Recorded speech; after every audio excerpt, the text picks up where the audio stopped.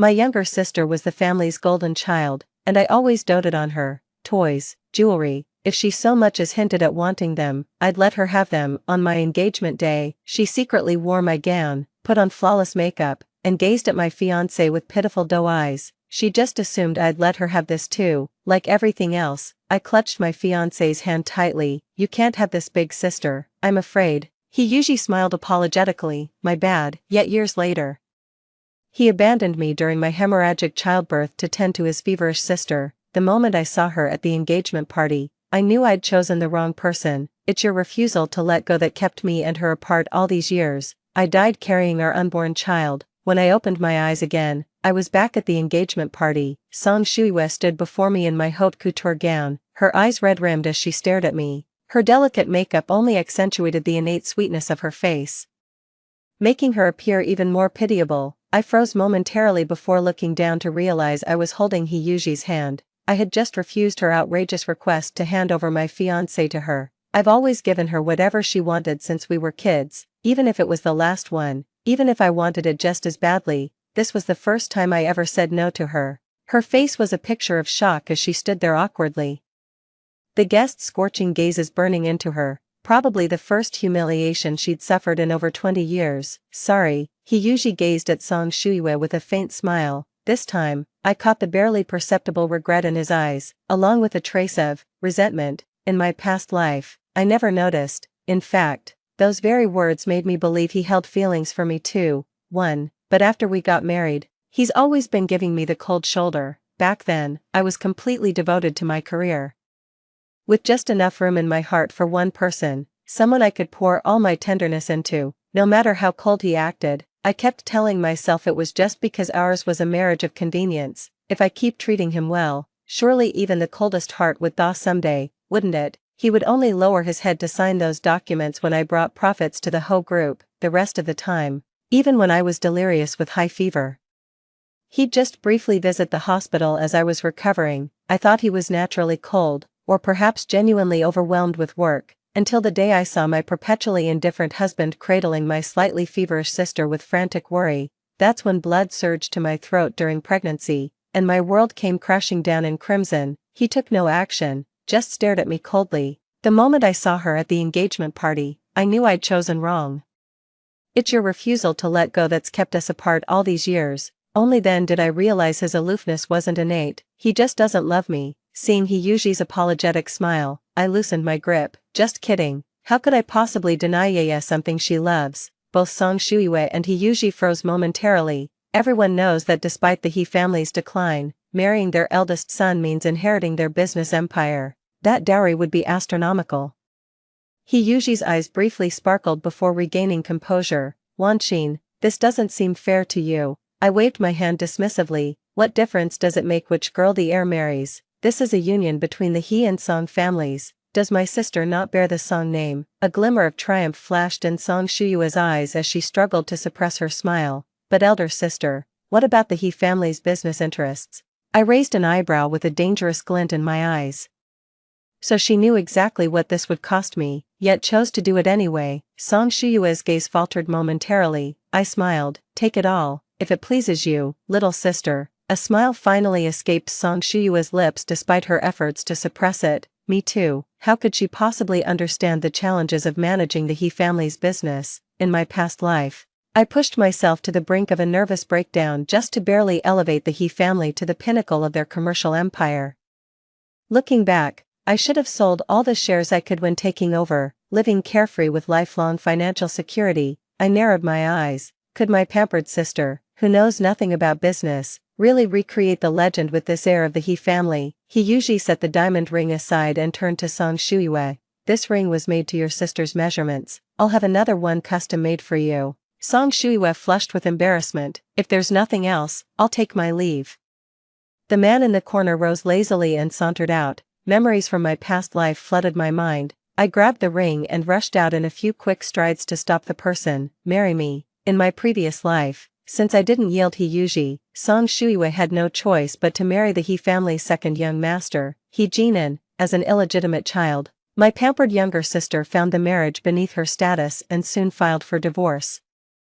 The second son of the He family wasn't one to tolerate others' attitudes either. After his divorce, he severed ties with the family altogether. Later, he became the biggest obstacle in my efforts to advance the He family's business. Until the day I died, the company he founded loomed over me like an unshakable shadow. A man like him is worth an entire army. If you don't recruit such talent to your side, you'll just end up crushed under his heel again. At that moment, he glanced at the ring in my hand and raised an eyebrow. Are you proposing to me? I nodded vigorously. Towering over me by two heads, he leaned down with a teasing smirk. Ms. Song, just so you know, I'm the illegitimate son. The He family fortune isn't mine to inherit. Marrying me would only bring you misery. I froze, unprepared for his brutal honesty. Too, with a derisive smirk, he straightened up and walked away without another word. I grabbed his wrist abruptly, and he turned back in surprise.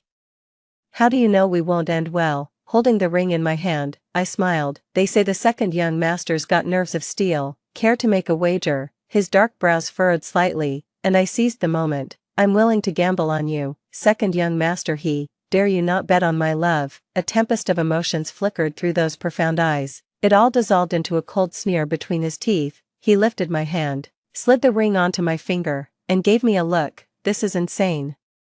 Then he turned and walked away, as if we'd just shared a casual drink with the boys, not gotten engaged. Watching the ring glint in the sunlight, I flashed a triumphant smile. Upon returning, Song Shuiwei was clinging affectionately to Hiyuji's arm, toasting passing guests with her wineglass. What should have been my engagement party had unmistakably become Song Shuiwei's stage. Spotting me and the ring on my finger, she curled her lips in disdain before nestling her head against Hiyuji. The He family's second young master seems quite suitable for elder sister. The passing guests froze momentarily. Everyone knew that illegitimate son of the He family was an embarrassment. Wasn't bringing this up publicly a deliberate slight to the elder sister? I burst out laughing. Little sister, if I were you, I'd kneel down right now and kowtow to myself 3 times. She froze for a moment. What? I raised my voice. If I hadn't handed him over, would you have ever gotten your brother-in-law? Don't push your luck after getting the upper hand. Seems like little sister's bathwater might accidentally brew a whole vat of green tea. Huh, someone snorted with laughter. The spoiled younger sister flushed crimson. That's nonsense. Yuji and I are truly in love. Who said we need your permission? Truly in love. I grabbed Song Shuiwei's gown with a jerk.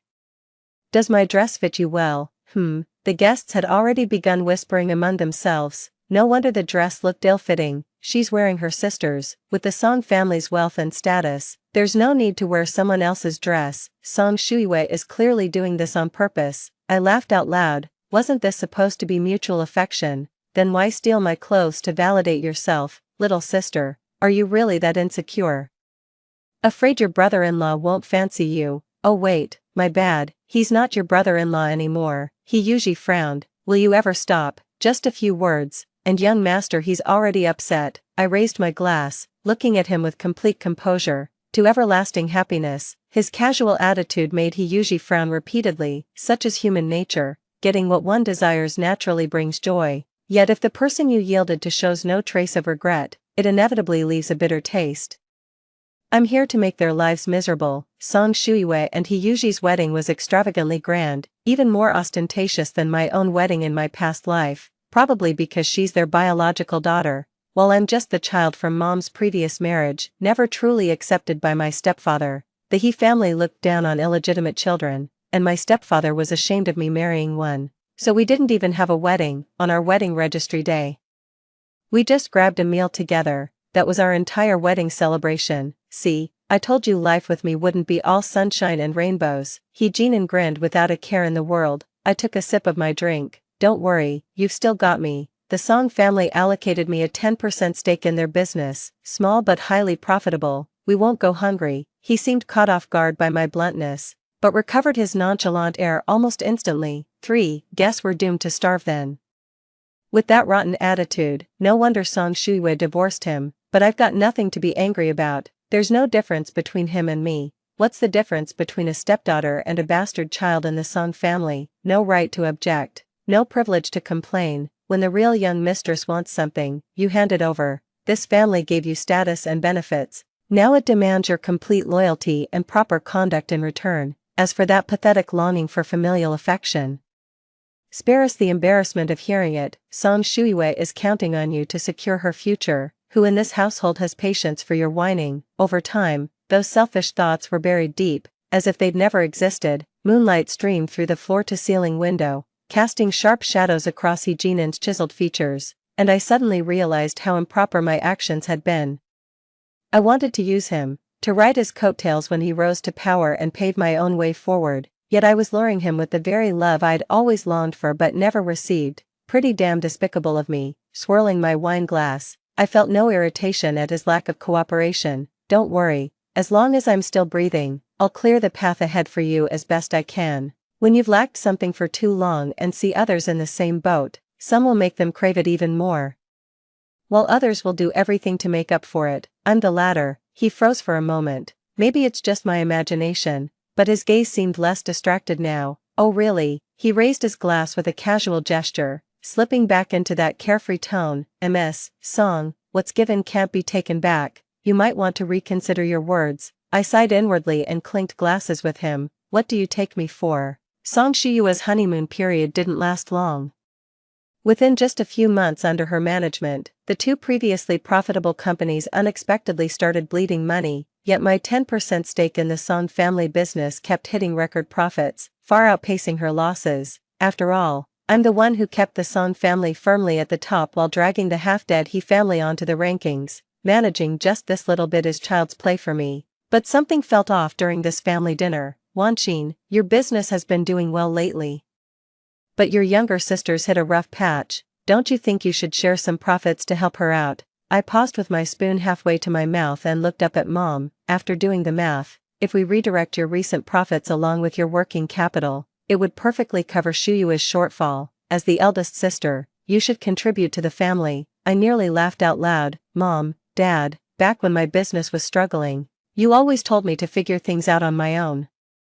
How is it my responsibility to bail out my sister's financial losses caused by her overambitious but incompetent decisions, especially when the He family's business shares involved were only handed to her after she sabotaged my engagement party? Do I really owe her anything? Song Shuiwei, who'd always relied on their parents to fight her battles, widened her eyes dramatically. How dare you say you don't owe me? If you hadn't so readily yielded Yuji to me, I wouldn't have been careless enough to think those He family shares given as betrothal gifts were safe. Had you warned me properly, I wouldn't have suffered such a devastating loss. She was right. The Ho family is nothing but trouble. The Ho enterprise was already on the brink of collapse when they decided to dump this mess on us. They're old family friends. They counted on my good nature to save their business without trying to take it over. Too bad that was in another lifetime.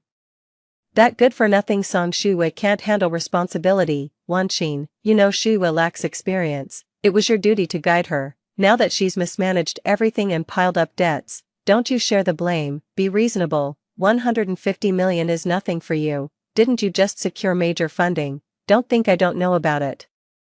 Mother's tone turned stiff, as if afraid of upsetting the stepfather. Normally, I would have let it slide, but this time, I slammed my chopsticks down with a clack. No way. Song Wanqin, Mom banged the table. I won't back down. That's bridge financing. Even if we give it to Song Shuiwei to plug the hole, she'll just lose it all. Our cash flow would collapse too, and then neither side would see a dime. These partners took tremendous effort to secure. If I blow up the funding now, what happens to our credibility? How could they ever trust us again? Finally, my stepfather spoke with absolute authority. Are you certain? Got it. Why would I play the fool for others twice? 4. The stepfather's lip twitched. Fine, Wanqin Song. Seems I've been too lenient, making you think this household can't function without you. Effective immediately, your authority to represent the Song group is revoked. All assets under your name will be reclaimed.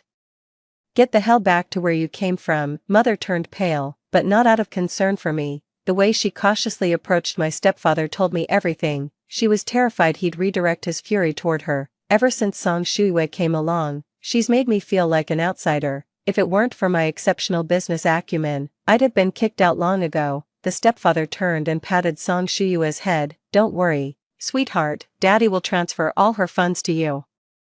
Those debts of yours are nothing to fuss about. Song Shuiwei nestled into their embrace, wiping her tears before cooing a delicate in response. Her once docile gaze turned smug and disdainful when she looked at me. Overnight, I was stripped of all my titles in the Song family. becoming the most thoroughly dismissed member of the Song clan. Mother even ordered the servants to throw out my belongings, casually deleting my contact information along the way.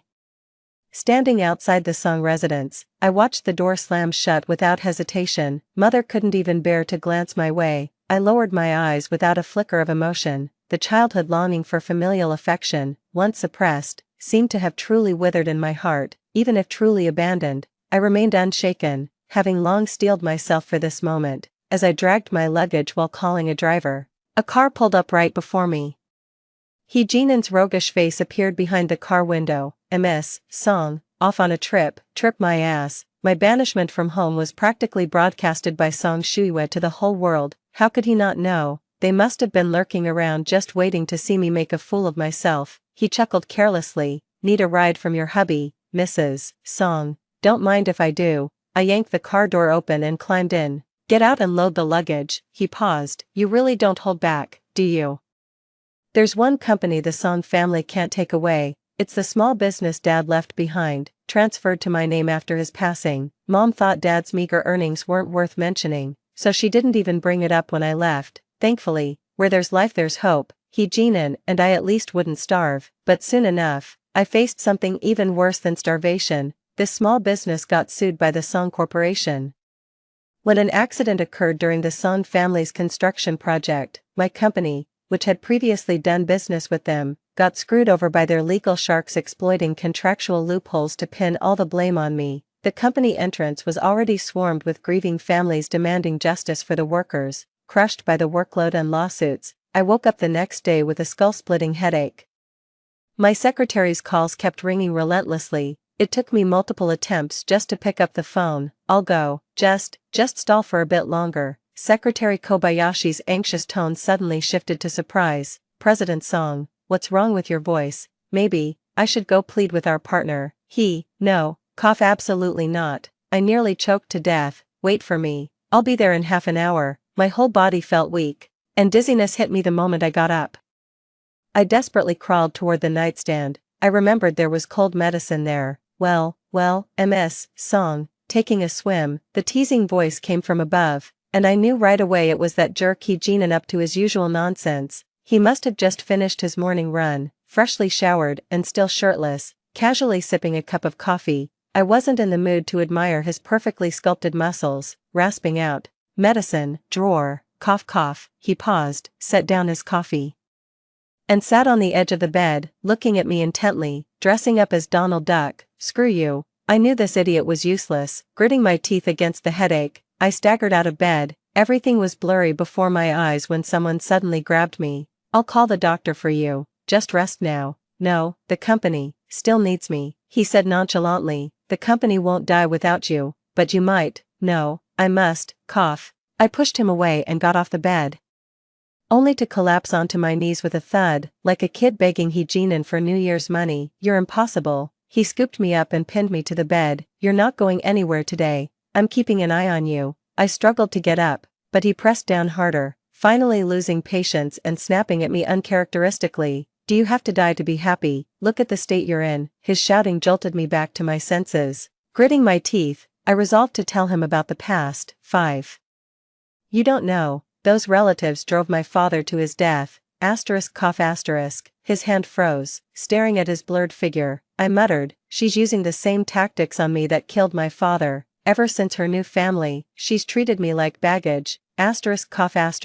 I'd rather die than yield. Cough. Let her think we're easy targets, my father and me. The room fell silent for a moment before Jinan let out a sigh. Got it, I'll go. I burst out laughing in his arms, my mind foggy as the words slipped out.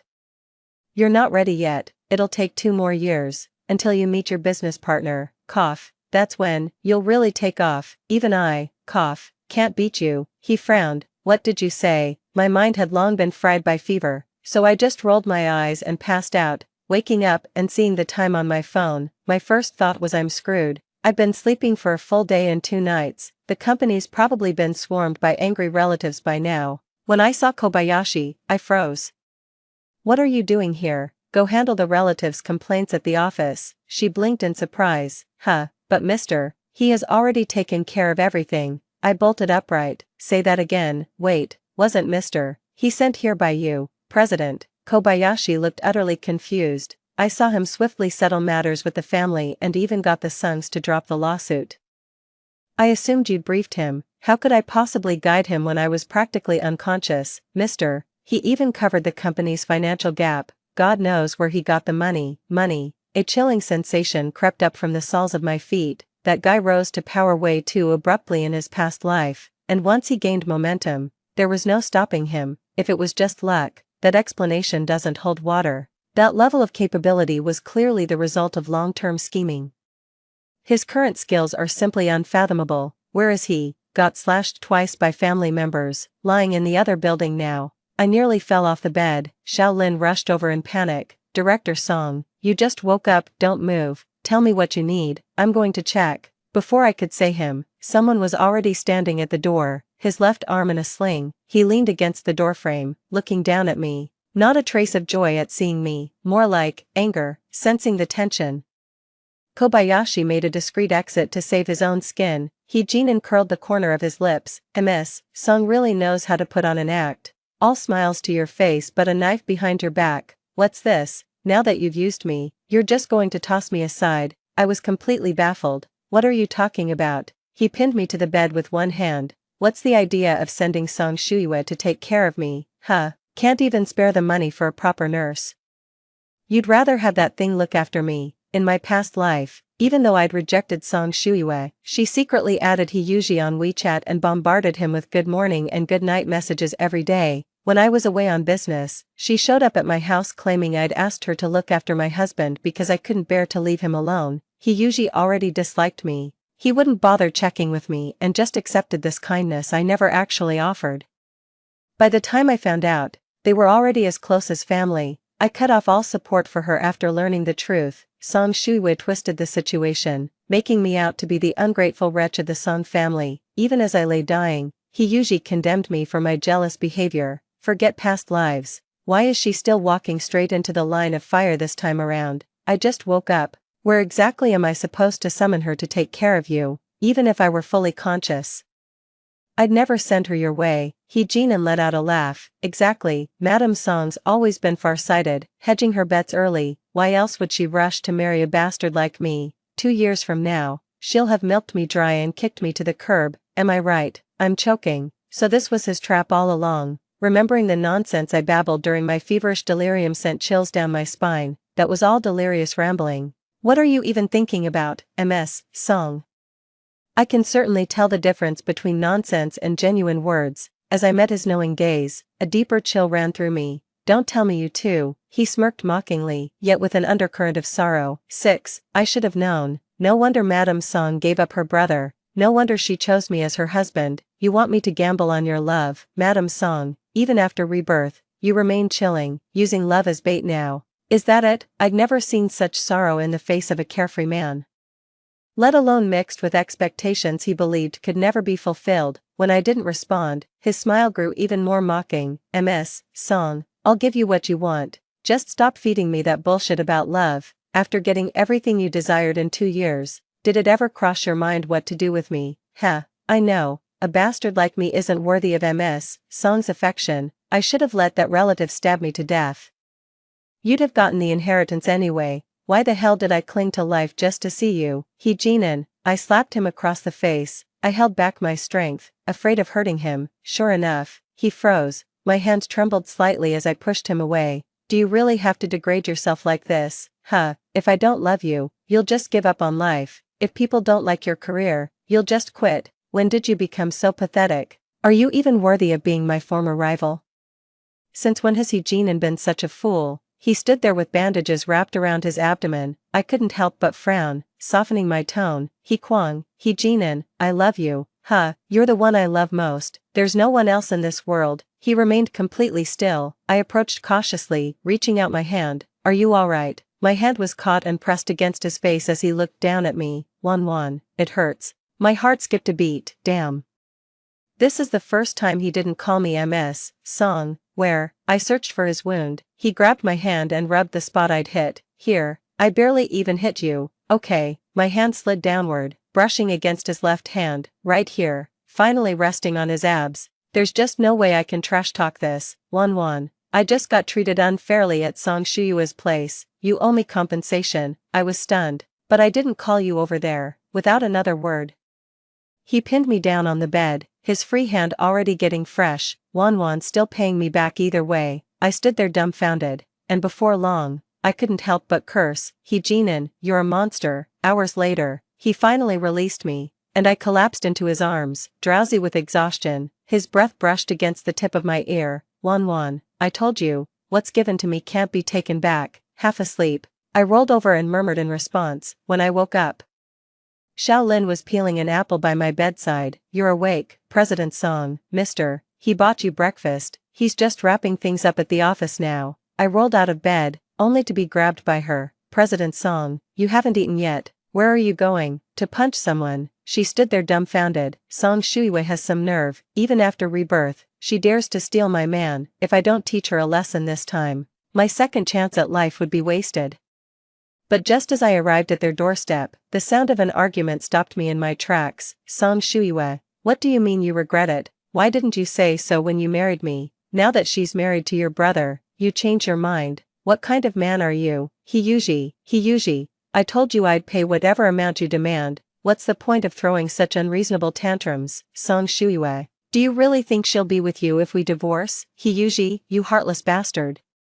He at least I'm not a bastard child, but your business skills can't even match a bastard's. And don't think I don't know you went to see my brother. Song Shuyue, He what's wrong? Seeing his true colors makes you regret marrying him, doesn't it? Then get a divorce ASAP. Don't ruin our chances at happiness. The argument stopped abruptly as they both turned to look at me standing in the doorway. He eyes lit up, his voice trembling slightly. Wan, why does hearing him call her Wan make me so uneasy? This isn't the time for arguments. I turned and ran. Wan, if you dare walk out that door, don't you ever come back. Let go. Don't make me say it again. I jumped into the cab. Go, lose that lunatic behind us. The taxi driver sped away. What a coincidence. The car pulled up right at my doorstep. Driver, you. Just as I was about to compliment him, I saw He Jinan take off his baseball cap. My words caught in my throat, coming out as a startled, what are you doing here? His slender fingers tapped rhythmically on the steering wheel. My brother really can't seem to get you out of his head. I swallowed hard, sensing trouble brewing. Sure enough, he let out a soft chuckle while staring at me. Not like me. Nobody ever cared about me since I was little. Got called a bastard as soon as I could remember. Dragged back to the He family at 6. No love from father or mother. Living off cold water and spoiled scraps. I cut in hastily. Alright. I care about you. I'll always care about you. Triumph flashed across his face. Prove it to me. I turned my head in surprise.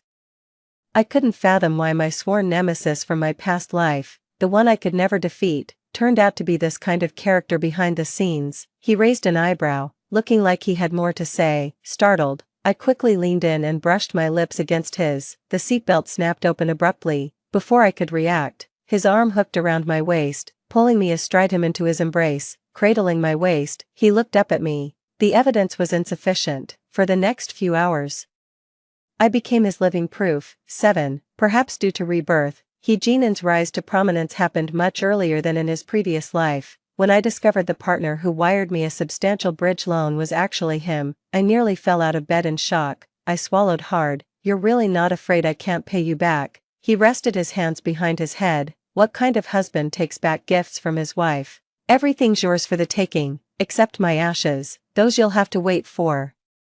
I smacked him on the head. Ashes my foot. Quick, say tui to ward it off. He burst out laughing. That hazy, distant feeling I'd had when we first met in this life, and perhaps in past ones, was completely gone now. He's so vibrant and genuine now. If my past self knew this sworn enemy would one day be cuddling me to sleep, I'd probably panic sell my shares and flee overnight. He Jinan's enterprise is now at its zenith. Having formed a business alliance with my company that keeps expanding its influence, but we're rejecting the Song and He family businesses' applications to join. Without me, the Song and He families stand no chance against our dynamic duo. He Jinan often shares his chat logs with Song Shuyue with me. Yep, she actually sent He Jinan a friend request in this lifetime too. He was about to reject it, but I stopped him, told him to keep her as a digital pet instead. I absolutely love watching her make a fool of herself. Perhaps having been brushed off for too long, Song Shuiwei grew increasingly furious and confronted him about stringing her along. He Jinan's reply was brief, "You wish." She was so furious that she ignored him for ages. Later she came crawling back on her own, only to find she'd already been deleted. I burst out laughing, but didn't dare tell He Jinan that his brother was pestering me too, though I kept blocking each new account.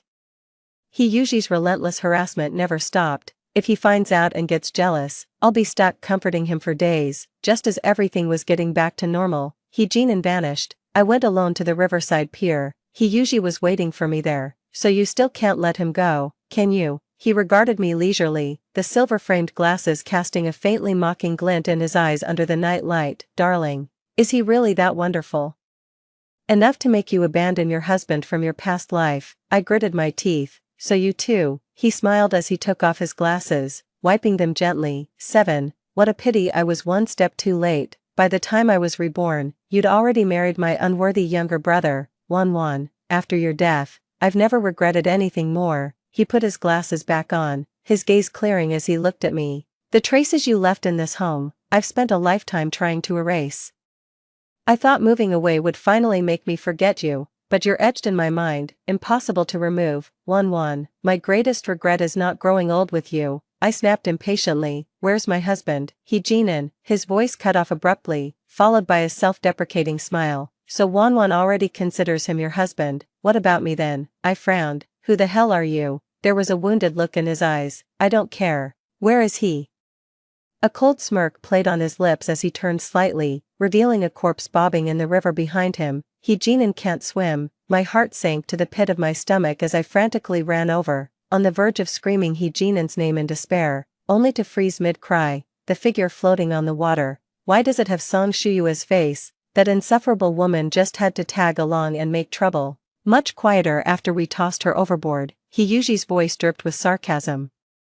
"If not for her, we wouldn't have suffered that tragic separation in our past life. In that previous life, my corpse was disposed of right here too. This godforsaken place has no surveillance or witnesses who'd question their claim that I accidentally drowned." I scoffed. "It's clearly your own fault, yet you always blame others." He Yuji, you're exactly the same as the person I met in my past life. He frowned darkly. Wan. This dock is dangerously close to international waters.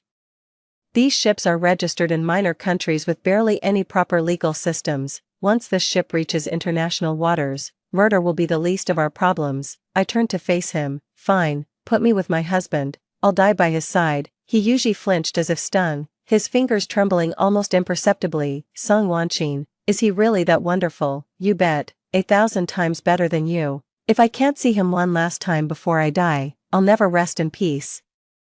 After spending so much time with He Jinan, I picked up some of his carefree ways. To the other party, it came across as downright provocative. Emotions flickered across He Yuji's face before settling into a cold sneer. "I didn't fight my way back through hell just to watch you flutter off with someone else like love-struck butterflies." He raised his hand. A swarm of burly men came pouring out from both the boats and the shore huts. He Yuji chuckled. "Take them aboard the ship." I took a step back only to bump into a hulking brute behind me.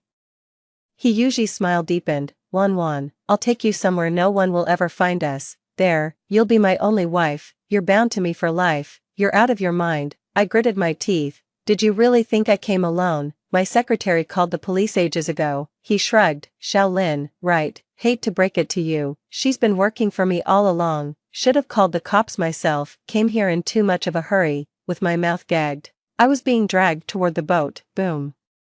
A deafening explosion. Boats across the river erupted in flames, the one meant to transport me blown to smithereens. Police sirens wailed nearby, sending He Yuji's gang into a panic. "Damn it, weren't we told there'd be no cops? What the hell is this? Quit standing around, run for it." The group scattered like frightened animals, but they were quickly trapped in the police encirclement. I stood alone on the desolate dock. The only surviving boat on the river slowly approached.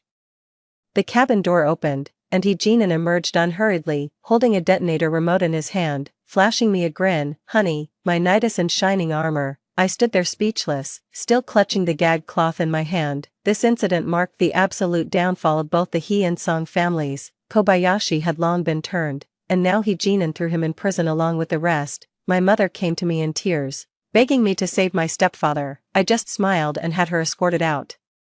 I don't know this woman, as I recall, she was the one who kicked me out of the house not long ago, wasn't she? With my stepfather in prison and debts piling up, the collectors came after her alone. After living in hiding for some time, she finally couldn't take it anymore and took her own life by charcoal burning. I didn't even give her a proper burial. Jeanne had to kneel on the washboard for 2 whole days before I forgave him, honey. The mission was too dangerous, that's why I kept it from you. Never thought you'd charge in alone just for me. I'm touched my ass. His smile widened as he deployed his foolproof tactic. Wan, I never had a grandmother, she despised me, she was the first to call me a bastard child when I was little. I interrupted with a headache. Alright, I apologize. Happy now? He pointed to his lips. How to apologize? Another night of me being his doormat. Story 2, in my past life. I hated Shen Liangzhou for taking my innocence while drunk. When I left, I was so resolute that I refused to even keep the child. Later, he died in a fire while saving me. When I opened my eyes again, I had returned to the day of our divorce. When I rushed back from his competitor's victory banquet, he was celebrating his son's birthday with him. Shen Liangzhou stood there, gazing at me heavily, his eyes utterly lifeless. I ran over and hugged him, choking back sobs. I don't want a divorce anymore. He froze momentarily, his expression dimming. You can torment me however you like, but it's our child's birthday today. Could you at least stay and have a piece of cake with him? I'm begging you. 1. The sizzling sound of skin burning still seemed to echo in my ears. The raging flames distorted everything. The firefighters were breaking down the door. Shen Liangzhou, who had always been fastidious, was propped above me, desperately fending off the devouring flames, even in his final moments. He was still apologizing to me. After being rescued, my usually distant son wept uncontrollably, clutching my hand and trembling as he comforted me. Mom, don't be afraid. I raised my hand to wipe the tears from my son's cheek, but it fell limply back down. Until the last moment before death, I never got the chance to express my love to the 2 most important people in my life. When I opened my eyes again, I could still feel the despair of that moment. The clamor of celebration flooded my ears. Zhou Yang's joyful eyes danced into my view. Henin, I'm so happy today. Wine glasses clink lightly. He lowered his gaze to me, probing with a hint of ambiguity. Also celebrating your divorce. Divorce. My pupils dilated abruptly. I was reborn in the year I despised Shen Liangzhou the most, the same year we got divorced. In my past life, Shen Liangzhou and I weren't close. One drunken night, he forced himself on me, and the video spread like wildfire throughout our social circle. But my heart already belonged to someone else. This stain forced me to seal away my true feelings. Under pressure from my family and the gossip from outsiders, I had no choice but to marry him. After marriage, I never gave him a kind look. No matter how he tried to make amends, I would always stab him with the sharpest words. We became a resentful couple. It was only later that I found out that drunken incident was a setup targeting him, and he was also a victim. There was no forced marriage coercion at all. Everything was merely a fabricated lie concocted by my parents to achieve their ends. After the misunderstanding was cleared up, before I could even spend proper time with Shen Liangzhou, he perished in flames for my sake. Under Zhou Yang's slightly furrowed brows, I hastily set down the wineglass and dashed out, clutching my skirt. Xiao Han, Zhou Yang's voice was already displeased, but I had no time to care. I needed to see Shen Liangzhou. And my son. I didn't have time in my past life, but in this one, I will love them well, too. I've never driven a car this fast before, with memories flashing before my eyes. This was the day I filed for divorce from Shen Liangzhou, and also our son Shen Xingbai's birthday. I coldly rejected my son's birthday request, believing it was just another one of Shen Liangzhou's tactics to trap me. Then I dressed up and attended the victory celebration of my childhood friend Zhou Yang. We drank until the sky turned pale. Supported by Zhou Yang, I stumbled out and saw Shen Liangzhou sitting in the car. He seemed to have waited all night, the cigarette between his fingers already burned out, his expression utterly desolate. In my memory, Shen Liangzhou never smoked. This was also the first time I witnessed Shen Liangzhou, who wielded absolute power in the business world, showing such a pitiful and humble expression. But I loathed him to the extreme and turned to leave. Xiao Han. He got out of the car and walked toward me with an air of desolation. Dawn broke, and all thoughts fell silent. His eyes were bloodshot as he lowered his gaze and whispered softly, "The stars waited for you all night. Can you wish him a happy birthday?" I curled my lips in a sneer and mocked, Shen Liangzhou, is this amusing? The moment I signed the divorce papers, I made it clear, I want neither you nor our son. Back then, you forced me to give birth to him, otherwise. How could I have borne the son of a rapist? Shen Liangzhou fell silent, his expression dimming after a long pause. I wronged you that day, he said hoarsely. Enough, I don't want to see you again, get out of here. I glared at him with bloodshot eyes. After that day, I never saw Shen Liangzhou again. It wasn't until my son was kidnapped that I reconnected with Shen Liangzhou. Later, I realized I was merely a sharp arrow shot at Shen Liangzhou by someone else's hand. Sweat beaded in my palms. Familiar scenery rushed toward me as the car entered the garage. A sudden break made my heart feel like it would leap out of my chest. I couldn't wait to push open the car door and sprint 100 meters. When I saw Shen Liangzhou's cold, stern yet outstanding face, tears silently rolled down. Shen Liangzhou stood in the shadows, gazing heavily at me with lifeless eyes, like a solitary grave. My son saw me, his dark grape-like eyes instantly lighting up. Mommy, with a clear, bright voice, Xingxing said proudly, Daddy, look, I told you it was Mommy coming back, I murmured. Xingxing, with an expectant face, Xingxing asked cautiously, Mommy, are you back to celebrate my birthday with me? I discovered I was pregnant during the second month of my marriage. My heart felt like dead ashes at that time. I resented, cried, and made scenes, but ultimately gave birth to this child under Shen Liangzhou's coercion. I detested Shen Liangzhou, so I couldn't even bear to glance at this child. From the moment he was born, he was handed over to a nanny for care. Perhaps it was maternal instinct, but watching him grow bit by bit, I couldn't help wanting to get close to him. Yet the thought of how he came to be filled me with intense self-loathing. Gradually, I even grew afraid of seeing this child, deliberately distanced herself from him and treated him coldly. Eventually, it led him to develop tendencies toward autism. I walked toward my son with a heart full of guilt. Shen Liangzhou blocked my path, gripping my hand with restrained emotion. It's his birthday today. Don't tell him about our divorce. 3. What, did he think I was going to tell the kids about the divorce?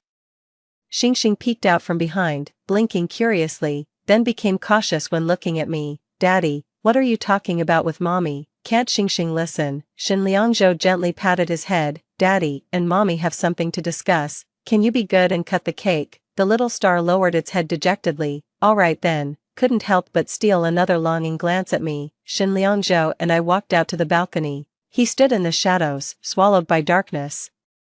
There's an unbreakable layer of dark clouds in the eyes. I couldn't help but walk towards him, yet he took a step back. The distance between us remains neither too far nor too close, yet the words he spoke didn't match his cold and restrained demeanor. Are you really this happy about divorcing me? Did you come running here in the dress your lover gave you just to show me how happy you are now? What? I froze. His gaze fell on my golden mermaid tail gown with flowing embellishments. I remember now. This dress I'm wearing was indeed given to me by Zhou Yang, but Zhou Yang gave this to me before the banquet. How did he know? I'm sorry, I'll go change out of it right away. Okay. I tugged at the zipper and hurried toward the bedroom. Shen Liangzhou called out to me, Xiao Han, all your belongings were already packed up this afternoon. He closed his eyes and asked, what exactly do you want to do? Looking at Shen Liangzhou's cold expression that kept me at arm's length. My eyes reddened as I uncontrollably choked out, I don't want a divorce anymore. Afraid he wouldn't believe me, I stepped forward and actively hugged him. He suddenly stiffened, his fingers curling. I pressed my advantage, nuzzling his neck. Shen Liangzhou, I regret it, let's not get divorced. Okay. The next moment, he coldly pushed me away, his eyes concealing barely perceptible pain. I can smell alcohol on you. He mocked himself. What, trying to use me as Zhou Yang's substitute again? Deliberately seducing me just to humiliate me. Once, to get back at him, I deliberately got drunk and got close to him, but his restrained aloofness completely infuriated me. If he's truly this principled, why did he touch me that night and even publicize the video? In a fit of anger, I stripped off my clothes and rushed into the bathroom. With him stunned, I hooked my arms around his neck and kissed him. I pressed forward step by step. From initial indifference, he gradually crumbled.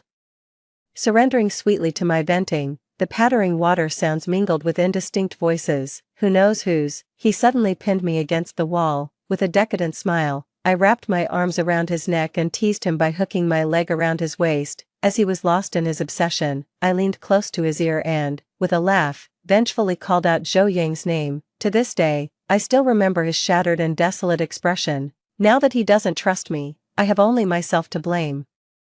I looked at him helplessly, my eyes brimming with tears. Seeing me cry so intensely, Shen Liangzhou lowered his eyes and said with self-abandonment, "Forget it, I spoke too much." Before leaving, "Have a piece of cake with our son." He turned and left, the moonlight bleak and desolate. In our past life, there were too many regrets between us, and now I don't want to miss him again. Clenching my fists, I mustered all my courage and threw myself at him, kissing his lips the moment his pupils trembled violently. He has a cold demeanor, yet his lips were unexpectedly soft. I tentatively licked with the tip of my tongue. He abruptly gripped my waist, his voice tight and hoarse. "Xiao Han, don't provoke me. I'm not like before, letting you humiliate me." I kissed him deeper, going all in. "If I lie to you again, just lock me up, okay? Make it so I can never leave you." Shen Liangzhou's breathing suddenly grew heavy, like a beast slowly tearing away its cold disguise. In my past life, I only learned by chance that Shen Liangzhou had prepared a basement room. It's all my belongings inside, yet the one who locked it was himself. During those years of divorce, he went mad, afraid he couldn't resist locking me away. He locked himself up first. I held him tighter. "Shen Liangzhou, this time I'm truly." Suddenly, a blinding light flashed, and horns blared wildly. Shen Liangzhou suddenly came to his senses. He instinctively shielded me behind him. Zhou Yang sat in the car, glaring at Shen Liangzhou with a sinister gaze. The next moment, Shen Liangzhou's phone rang. Zhou Yang's gloomy, provocative voice came through the phone. "Make her come down." Shen Liangzhou hung up the phone expressionlessly. He turned to look at me, his Adam's apple bobbing with difficulty. "It's your freedom to like Zhou Yang, but I don't want the child to see it. He's still young, and you're the mother he cares about most. Count me in, I beg you." My eyes widened in shock. He wouldn't think that I deliberately called Zhou Yang here to provoke him, would he? When returning from the balcony, Xingxing was eagerly holding up a small cake. Seeing me come out, he excitedly ran a few steps holding the cake. When our eyes met, his little face turned red, and he shyly walked over. "Mom, the first piece is for you." Afraid I might refuse, he kept watching me nervously, his tiny eyebrows furrowed into a shape. I took a bite, and his eyes instantly curved into little crescents. "It's very sweet," I said. The little star spun around in delight. Sigh. "The little ones are so much easier to please than the grown-ups." I looked at Shen Liangzhou. The slight curve of his lips instantly straightened. Suddenly, there came a violent knocking at the door from outside. Shen Liangzhou's face turned as cold as a block of ice. I wanted to ignore it, but the knocking outside grew louder and louder. Xingxing cast a fearful glance toward the door. I softly reassured, "Don't be afraid, Xingxing. Mom's colleague needs to talk to her about something. Let me go handle it, and you can eat your cake first, okay?" Hearing this, Xingxing's little face scrunched up. He clutched my skirt tightly, refusing to let go. Shen Liangzhou said sternly, "Xingxing." Xingxing glared at Shen Liangzhou resentfully, reluctantly letting go of his hand, then looked at me with eager eyes. "Mommy, I'll wait for you to come back." I patted his head. "Don't worry, Mommy will definitely come back to celebrate your birthday with you." Only then did a smile return to Xingxing's face. Before leaving, Shen Liangzhou stood by the entrance, gazing at me with a heavy expression. "Why make promises you can't keep? The stars are stubborn. If he doesn't see you come home tonight, he won't go to sleep. Does he think I'm leaving?" I paused while changing my shoes and called Zhou Yang outside right in front of him. "Henin, are you okay? Did Shen Liangzhou pressure you again?" Hearing this, Shen Liangzhou lowered his eyes and turned to leave. I firmly grabbed his hand and said to Zhou Yang, "Shen Liangzhou didn't force me. Now I need to celebrate my son's birthday. Please leave." I did have feelings for Zhou Yang before. We grew up together, and I developed a secret crush on him in my youth, but he always pretended not to notice, neither rejecting nor accepting my feelings. Even that drunken incident had his hand behind it, simply because he wanted to snatch an important project from Shen Liangzhou and make him the target of public criticism. Unfortunately, by the time I found out, it was already too late. "Haven't you already gotten divorced?" As Shen Liangzhou's fingers slipped from my palm, I forcibly interlocked our hands and shouted at Zhou Yang, "This is a matter between husband and wife." "Zhou Yang, you've crossed the line." Zhou Yang sneered. "Henin, are you angry with me? Fine, don't regret it." Moments later, the sound of a car engine starting came from outside. I looked at Shen Liangzhou expectantly, waiting for praise. He merely glanced at me before turning away. "Your son is waiting for you. Could it be that he thinks I'm using him to deliberately make Zhou Yan jealous? This is infuriating. If gentle persuasion doesn't work, should we try being tough with him? Maybe tying him up and teaching him a lesson will make him behave. 5. Xingxing was unusually hyper tonight. It took both me and Shen Liangzhou taking turns to finally get him to sleep. When I came out of the shower barefoot, wearing Shen Liangzhou's shirt, he was sitting there with silver-framed glasses on, holding our son's storybook, noble and elegant, irresistibly alluring yet restrained. His gaze paused, lingering on my fair neck for just a moment before he restrainedly looked away. He closed his eyes and asked, Xiao Han, what are you trying to do now? There are no clothes of mine here, so I can only wear yours. I clumsily stepped on my own foot in confusion. Shen Liangzhou quickened his pace. Go to bed early, in my haste to catch up.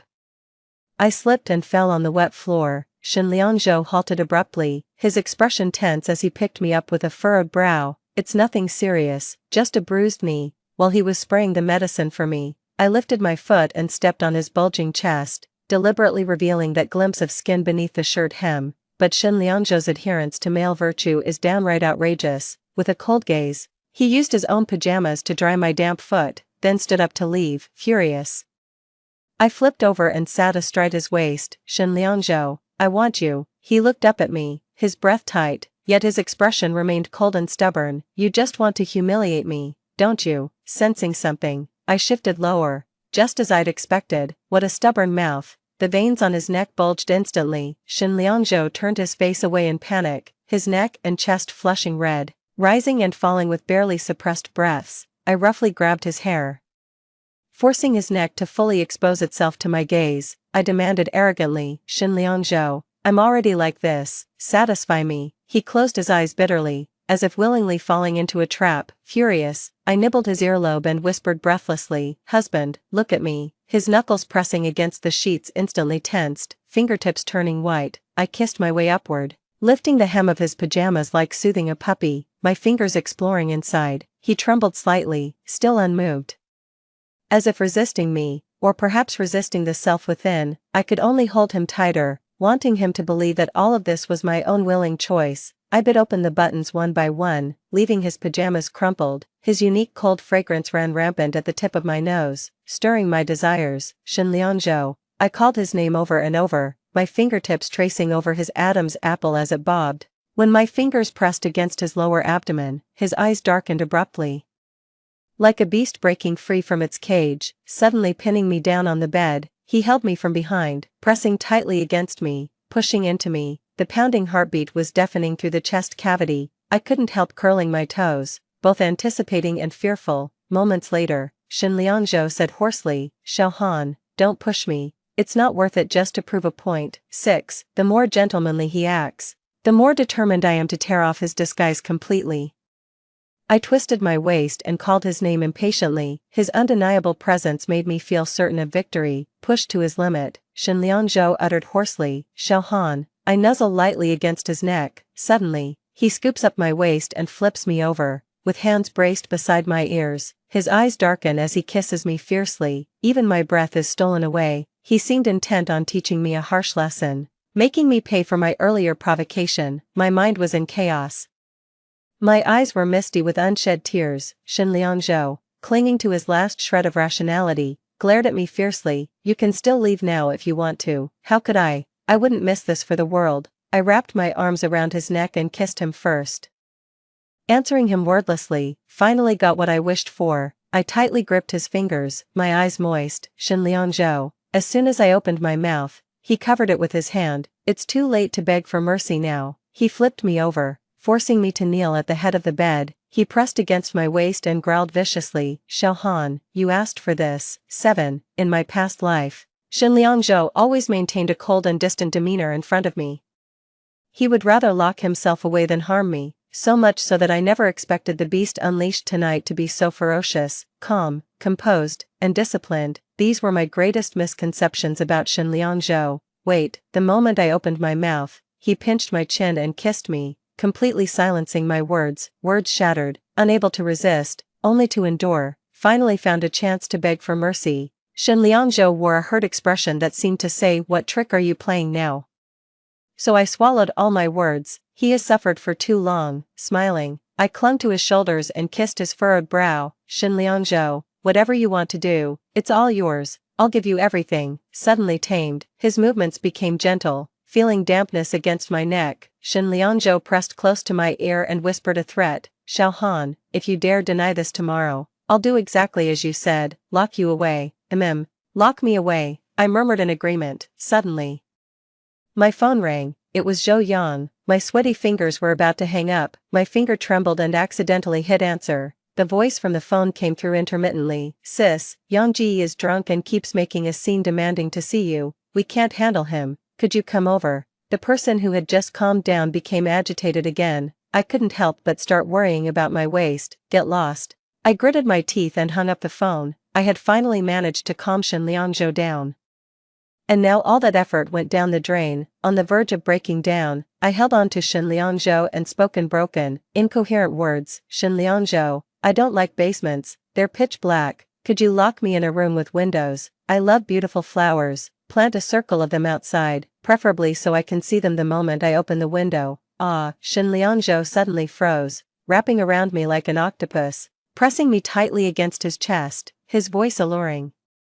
So spoiled, who told you to be my husband? What did you call me? Honey, my back will probably be wrecked by tomorrow morning. He carried me to the window to admire the moonlight, pointing at the lawn below as he meticulously planned which flower varieties to plant, lots and lots of them, until I completely lost consciousness. 8. I woke up groggily to find Shin Liangzhou wiping me down. I muttered something unconsciously before falling into a deep sleep.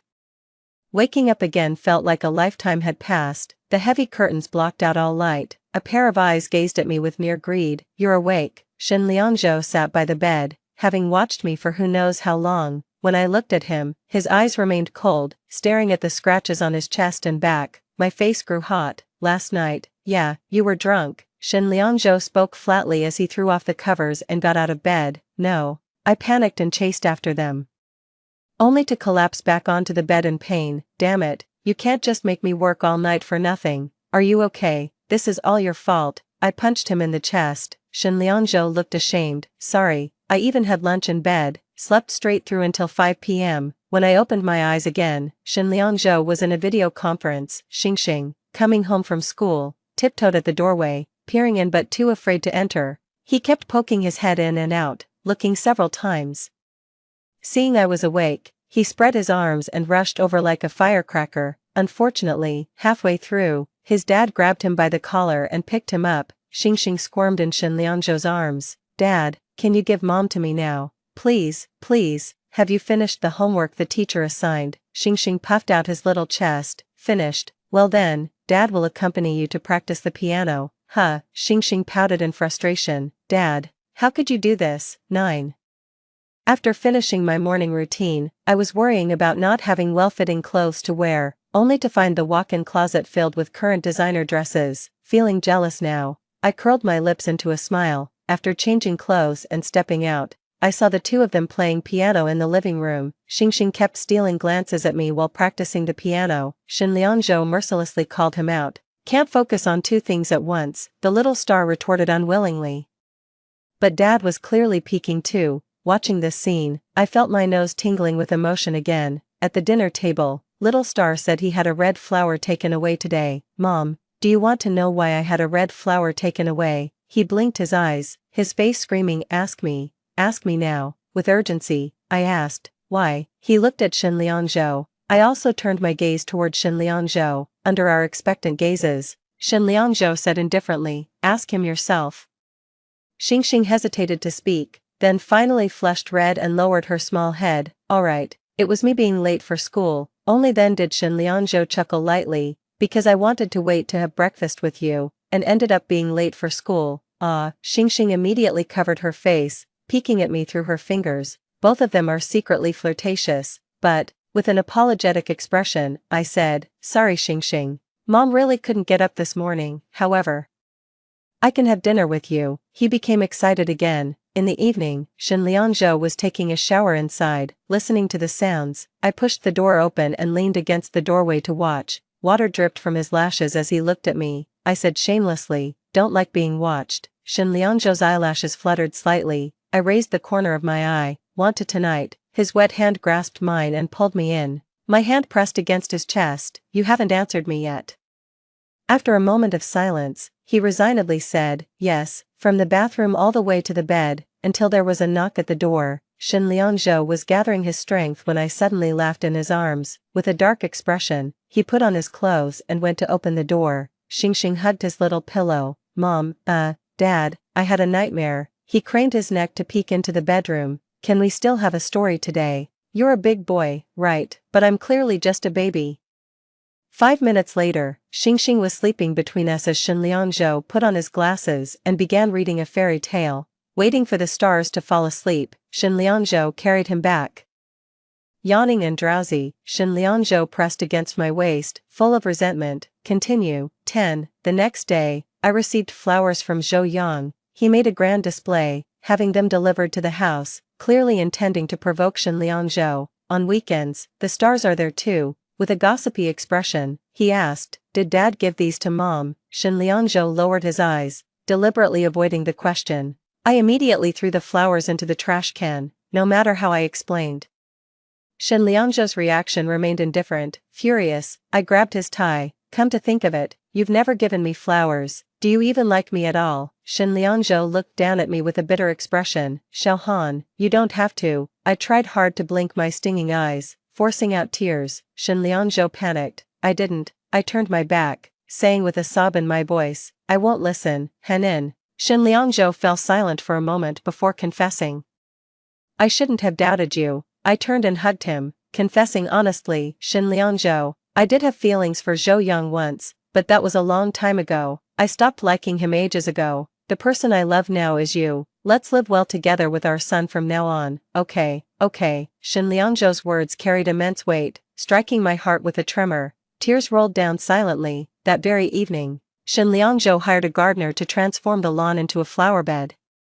Recalling the absurdities from the night before last, I couldn't help but blush. Shen Liangzhou was guiding everything from below. Xingxing, being at that playful age, squatted alone in a corner digging holes and planting flowers, getting herself covered in mud. Then she rushed to me excitedly like presenting a treasure. "Mommy, these are the flowers Xingxing planted for you. They'll definitely be prettier than all the flowers in the yard. This is what the stars have nurtured with love."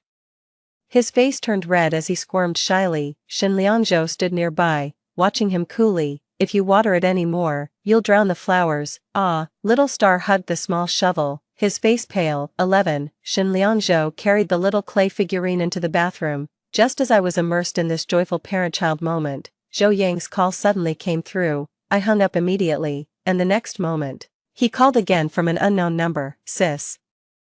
Brother Yan drank until he got a stomach hemorrhage and was hospitalized. Can you come see him?" I said. "Since he's in the hospital, the doctors taking care of him should be enough." The next moment, Zhou Yang's weak voice came through. "Henin, I know you're only enduring staying by Shen Liangzhou's side for the sake of the child. I can also help take good care of Xingxing. I'll be a good father." How come I never noticed before that Zhou Yang is completely nuts? Shen Liangzhou happened to hear the sentence as he stepped out of the shower. He clenched his fists and brushed past me. "Damn, if we don't properly handle this matter with Zhou Yang, the rift between me and Shen Liangzhou will always remain." I rushed over and hugged Shen Liangzhou, saying to Zhou Yang, "Send me the address." Then I dragged Shen Liangzhou into the bedroom. Shen Liangzhou's expression was gloomy. "Xiao Han, can't keep up the act anymore." "What's with the act? Change your clothes." I slapped his butt. "This shameless scoundrel is hitting on a married woman, and you're just going to stand by as her husband." Shen Liangzhou's face flushed slightly red. By the time I finished packing and reached the doorway, Shen Liangzhou was already waiting at the entrance. The suit and tie look was kinda hot. Suddenly in the car, he asked, "Would you feel bad if I took action?" Shen Liangzhou's question didn't sound like a joke. I immediately replied, "I'd only feel bad for you."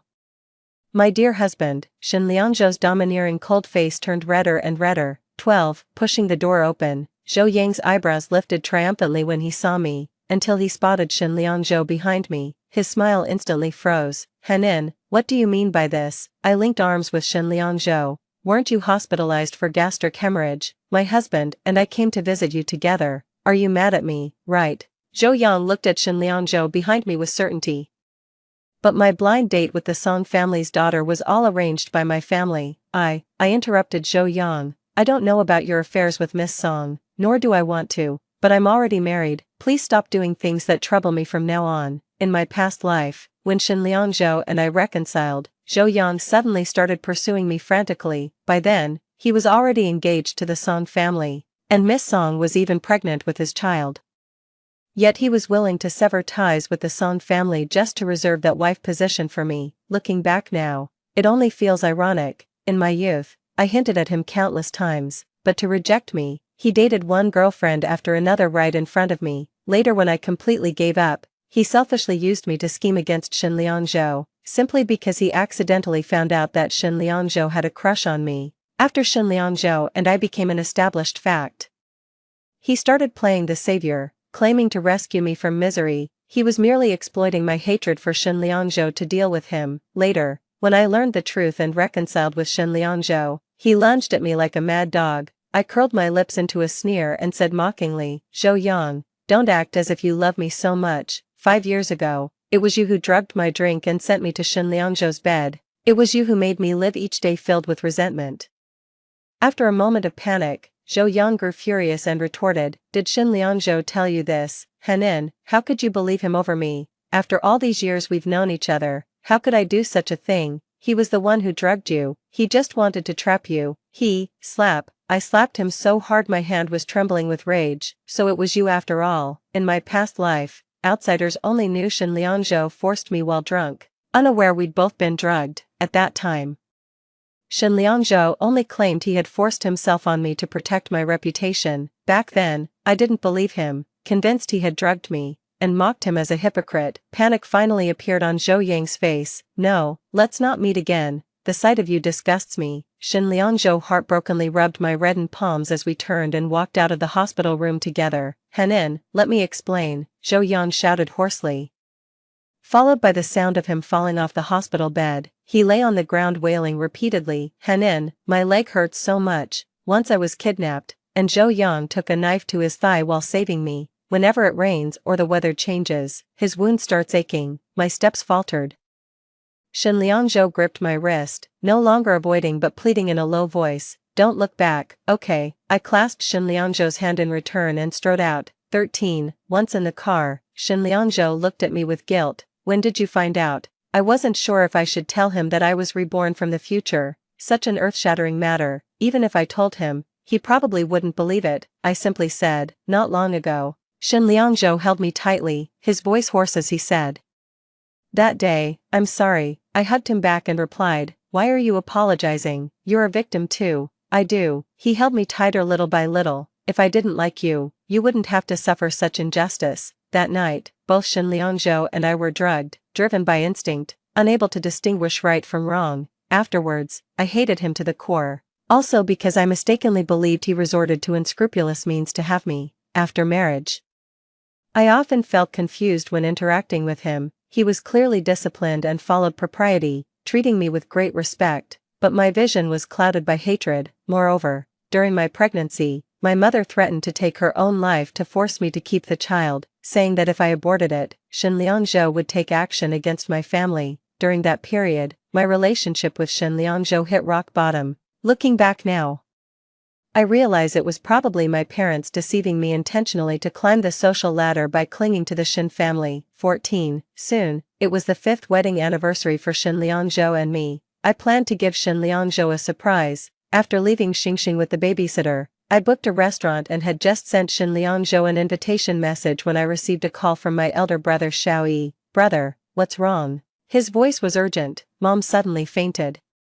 She's in the hospital emergency now. Come quickly." I was about to ask for details when he hung up the phone. My heart burned with anxiety as I grabbed my bag and rushed out. When I arrived, Mom was lying unconscious on the hospital bed. What did the doctor say? How could she suddenly faint? "Henin, don't panic yet. Have some water first and calm down." I took the water my elder brother handed me, drank it, and asked, "What exactly happened to Mom?" Xiaoyi looked at me and suddenly smiled. "Nothing serious, it's nothing serious. How could I faint?" Suddenly, a wave of dizziness hit me. I shook my head and looked at my family in shock. "You completely lost consciousness." When I opened my eyes again, I found myself locked in my old room. The door was bolted shut, impossible to open. I looked around, then picked up a chair and started smashing it against the door. "Xiaoyi, get your ass over here." Before long, Xiaoyi walked in while fiddling with my phone. "Xiaohan. In the years since you got married, you haven't gained any skills, but your temper has certainly grown." I watched him warily. "What do you want?" "Of course, your brother just wants to help you." He smiled as he handed me the phone. "We really are siblings, sharing the same wavelength. You even came up with an excuse for me in advance," I said nervously. "What are you planning to do to Shen Liangzhou?" He laughed. "Haven't you always wanted to divorce Shen Liangzhou? Just wait and see Shen Liangzhou's reputation ruined and taken away by the police. Guess how many years he'll get for the crime of rape. But don't worry, I'll help you fight for custody of your son, Shen Liangzhou's family assets too." I pushed him away and ran out, only to be yanked back onto the bed by Xiaoyi. "Henin, I'm doing this to help you get revenge. If I ask him to drink in your name, do you think he'd actually drink it?" I grabbed his hand and stared at him fiercely.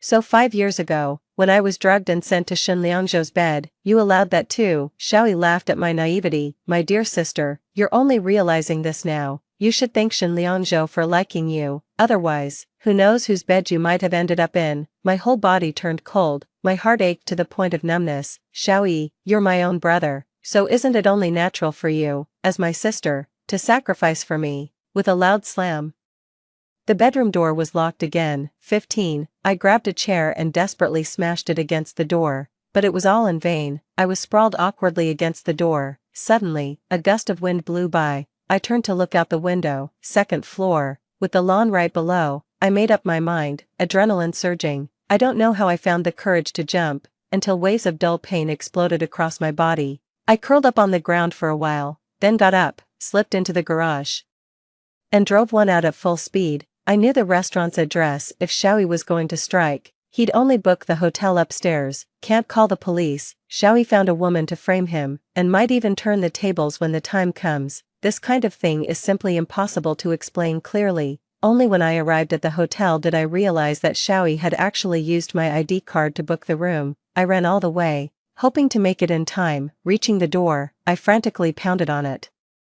"Shen Liangzhou, open up." The door opened a crack, and suddenly, a hand yanked me inside. Shen Liangzhou pressed me against the door with an intimidating presence. "Xiaohan, are you here to catch me cheating?" he whispered darkly in my ear. "But I'm afraid you'll be disappointed." I tried to turn around, but he pinned me against the door, immobile. "Shen Liangzhou, it wasn't me. I'm sorry, I'm late." Shen Liangzhou's grip suddenly loosened, and he fell into my arms, his body burning with fever. "Shen Liangzhou." I held him tightly, panicking. "Call an ambulance." "Yes, call an ambulance." Shen Liangzhou grabbed my hand, struggling to say, "Wait a moment." "Wait for what?" Until I saw a woman in the room, bound tightly to a chair with sheets, screaming and struggling. Shortly after, his bodyguards took the woman away from the room. Shen Liangzhou had also reached his limit of endurance, clenching his teeth and arching his back.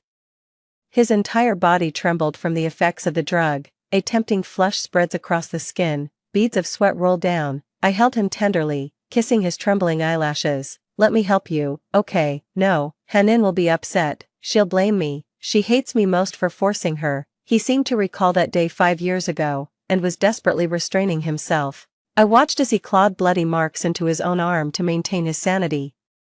But soon he couldn't restrain himself from pressing against me again. He rubbed against me while growling at himself in self-loathing. "Tie me up, please, tie me up." I was also afraid he might hurt himself, so I used his belt to tie him to the chair. He tilted his head back, presenting his neck like a willing sacrifice, exuding an aura that invited cruelty. I pressed against his tense thigh. He growled at me to get lost. I took the opportunity to sit on his lap and teased, "You let me tie you up, didn't you? Just so I could do whatever I want." "No, actions speak louder than words." I leaned down and bit his lips. He was a trapped beast, struggling fiercely yet completely at my mercy. "Don't." The chair could barely contain him, I said maliciously. "Beg me." Shen Liangzhou gritted his teeth and held on for a long time, but ultimately pressed against my shoulder and pleaded in a low voice, "Please, good boy," until the sky turned pale. 16. The next day, when Shen Liangzhou's assistant brought him clothes, he was so frightened by the ligature marks on both wrists that he didn't dare to breathe. The look in their eyes towards me held a bit more admiration. "Alright, I did go a bit overboard last night, but who could resist Shen Liangzhou's allure?" Shen Liangzhou leisurely changed his clothes, My gaze kept drifting to his wrists, and within seconds, Shen Liangzhou was blushing from the attention. Ahem. After a long while, Shen Liangzhou looked at me and asked, "How do you plan to handle what happened last night?" "Let's report it to the police." My brother was involved too. He's the kind of person who won't stop until he gets what he wants. After saying this, I couldn't describe the mixed feelings in my heart. I never imagined my own family would treat me this way. I've always known that in their eyes, profit comes above all else, but I never expected that I was just a tool for them to achieve their goals. Shen Liangzhou held me and comforted me. "You still have me by your side." In my past life, after I divorced Shen Liangzhou, I never paid attention to his news again. Occasionally, I heard rumors in the circle that Shen Liangzhou had late-night meetings with young models, but as soon as this incident surfaced, it was quickly suppressed. Later on, Xingxing encountered a kidnapping. Now I can't help but suspect Xiaoyi. Shen Liangzhou's parents passed away early, leaving the vast business empire entirely under his management. This is indeed too tempting. Or perhaps, even the fire in the previous life was man-made. The more I think about it, the more frightened I become. I grabbed Shen Liangzhou's arm and said, "Shen Liangzhou, I need to confess something to you." Just as I was about to speak, a phone ringtone interrupted me. After Shen Liangzhou answered the call, his expression changed. I felt inexplicably panicked and asked nervously, "What's wrong?" Shen Liangzhou hung up the phone, gently touched my cheek, and reassured me with a smile. "There's a minor issue at the company that I need to handle. You stay here and rest." Shen Liangzhou called a few bodyguards to protect me before leaving in a hurry. My heart suddenly grew even more uneasy. 17. The moment I got my phone, I immediately called Shen Liangzhou. No answer. This made me even more panicked, until I managed to contact his personal assistant. "President Shen is on a business trip these few days and should be on a plane right now. Madam, there's no need to worry too much. Today's matter is somewhat urgent, but President Shen will definitely return your call as soon as he gets off the plane." After hanging up the phone, my mind still couldn't calm down. I was in a hurry to go back when the bodyguard who had been following me closely suddenly stopped me. "Madam, President Shen has instructed that you stay here these few days. He's worried your brother might do something to you again." My heart suddenly clenched. "What about my son?" "Don't worry, madam, we've already sent someone to fetch him." Last night, Xiaoyi's scheme failed. At this moment, sending Shen Liangzhou away means his target can only be Xingxing. Could it be that in the previous life, he was the one who sent people to kidnap Xingxing? Is Xiaoyi out of his mind? In the past life, Shen Liangzhou lost half his life trying to save his son. When I arrived, he was lying in the hospital covered in blood. Xingxing was so frightened that she was beside herself, clinging to me and crying uncontrollably. After that, we continued seeing a psychologist for over half a year. It was also during this period that my relationship with Shen Liangzhou gradually improved. But shouldn't this be something that happens 3 years later? I rushed out. "I'm going to pick up my son myself." The bodyguard stopped me, all looking troubled. A terrible guess suddenly came to me. Has something happened to my son? 18. In this life, I was still one step too late. When I rushed to the hospital, Shen Liangzhou was lying in the operating room undergoing emergency treatment. On the way to the emergency room, my legs were so weak I could barely stand, a terrifying sense of suffocation, as if fate had me by the throat, until I saw Xingxing lying there crying uncontrollably. He was terrified, and upon seeing me, he threw himself into my arms sobbing, "Mommy, Daddy is bleeding so much." I held him tight, collapsing to the ground, as if comforting him and also myself. "Don't be afraid, Daddy will definitely be okay," until the stars grew weary from crying and fell asleep. I wiped away my tears, pulled myself together, and looked at Assistant Fawn beside me, and the gentleman in a suit next to him. "And this is?" I asked. "I am the lawyer commissioned by Mr. Shen. My surname is Su. Some time ago, Mr. Shen entrusted me to draft a will. If anything were to happen to him, I would need to make this will public. I know this might seem somewhat inauspicious to you." Did Shen Liangzhou actually consider even this? I let out a bitter laugh and turned to Assistant Fong. "Have you called the police?" Assistant Fong hesitated before speaking. "President Shen didn't authorize calling the police. How could he be so foolish? In the previous life, did he also keep this from me like this, afraid it would break my heart? For my sake, he was driven to this point by Xiaoyi and his people. I'll report it." 19. That night, the stars slept extremely restlessly, frequently startled awake by nightmares. It wasn't until the sky turned pale that Shen Liangzhou was finally wheeled out of the emergency room. He was temporarily out of danger and transferred to the ICU. When Assistant Fong told me this news, I stood up too abruptly and fainted on the spot. When I came to, Xingxing was clutching my fingers, crying so hard her eyes were swollen. Assistant Fong was tending nearby. Xingxing was terrified when she saw you faint. I immediately hugged Xingxing. Mommy was just too tired. Mommy, I'm scared. Xingxing burrowed desperately into my arms. It's okay, Mommy will always be with Xingxing. Shall we go see Daddy together? Xingxing nodded. Since visiting hours hadn't started yet, I held Xingxing's hand and watched from afar through the ICU window. 3 days later, Shen Liangzhou woke up and was transferred from the ICU to a general ward. The police also came to take our statements several times. 1 week after Shen Liangzhou regained consciousness, Xiaoyi and Zhou Yang were apprehended. For my brother's sake, my parents begged me several times, but I didn't even meet with them. Xiaoyi hurt the person I care about most in my life. He must pay the price. 20. After Shen Liangzhou was discharged from the hospital, we held a make-up wedding ceremony. All the regrets from 5 years ago, we're making up for them now. The wedding was grand and magnificent. When Shen Liangzhou saw me in the wedding dress, his eyes turned red. Xingxing was dressed in pink, holding flowers with another little girl, serving as flower girls together. The wedding was more exhausting than I imagined. By the end of the day, I lay in bed, not even wanting to move a finger. Shen Liangzhou gave me a bath. Just as we snuggled under the covers after bathing, Xingxing started knocking on the door with his little pillow in hand. As soon as the door opened, he tried to rush in with his pillow but was stopped by Shen Liangzhou at the doorway. Daddy, I want a bedtime story. Xingxing pouted discontentedly. Shen Liangzhou crouched down to reason with him. Xingxing, tonight is the day Daddy and Mommy got married, so what? Even in his final moments of life, he was still apologizing to me. Fine, Xingxing said with a tearful face, turning back every few steps. When I was exhausted and drowsy, Shen Liangzhou suddenly hugged me and whispered in my ear. During those days I was unconscious. I had a very long dream. I dreamed we got divorced, but later reconciled. As Shen Liangzhou kept speaking, I suddenly burst into tears. Why are you crying? Shen Liangzhou panicked as he wiped my tears. It was just a dream, I was only joking. I shook my head, hugged him and said, Shen Liangzhou, let's have another child. I hope it's a daughter, but it would be so hard on you. Having Xingxing is enough, but I want to. I rolled over and lay on top of him. Tonight is our wedding night. You won't let me down, will you?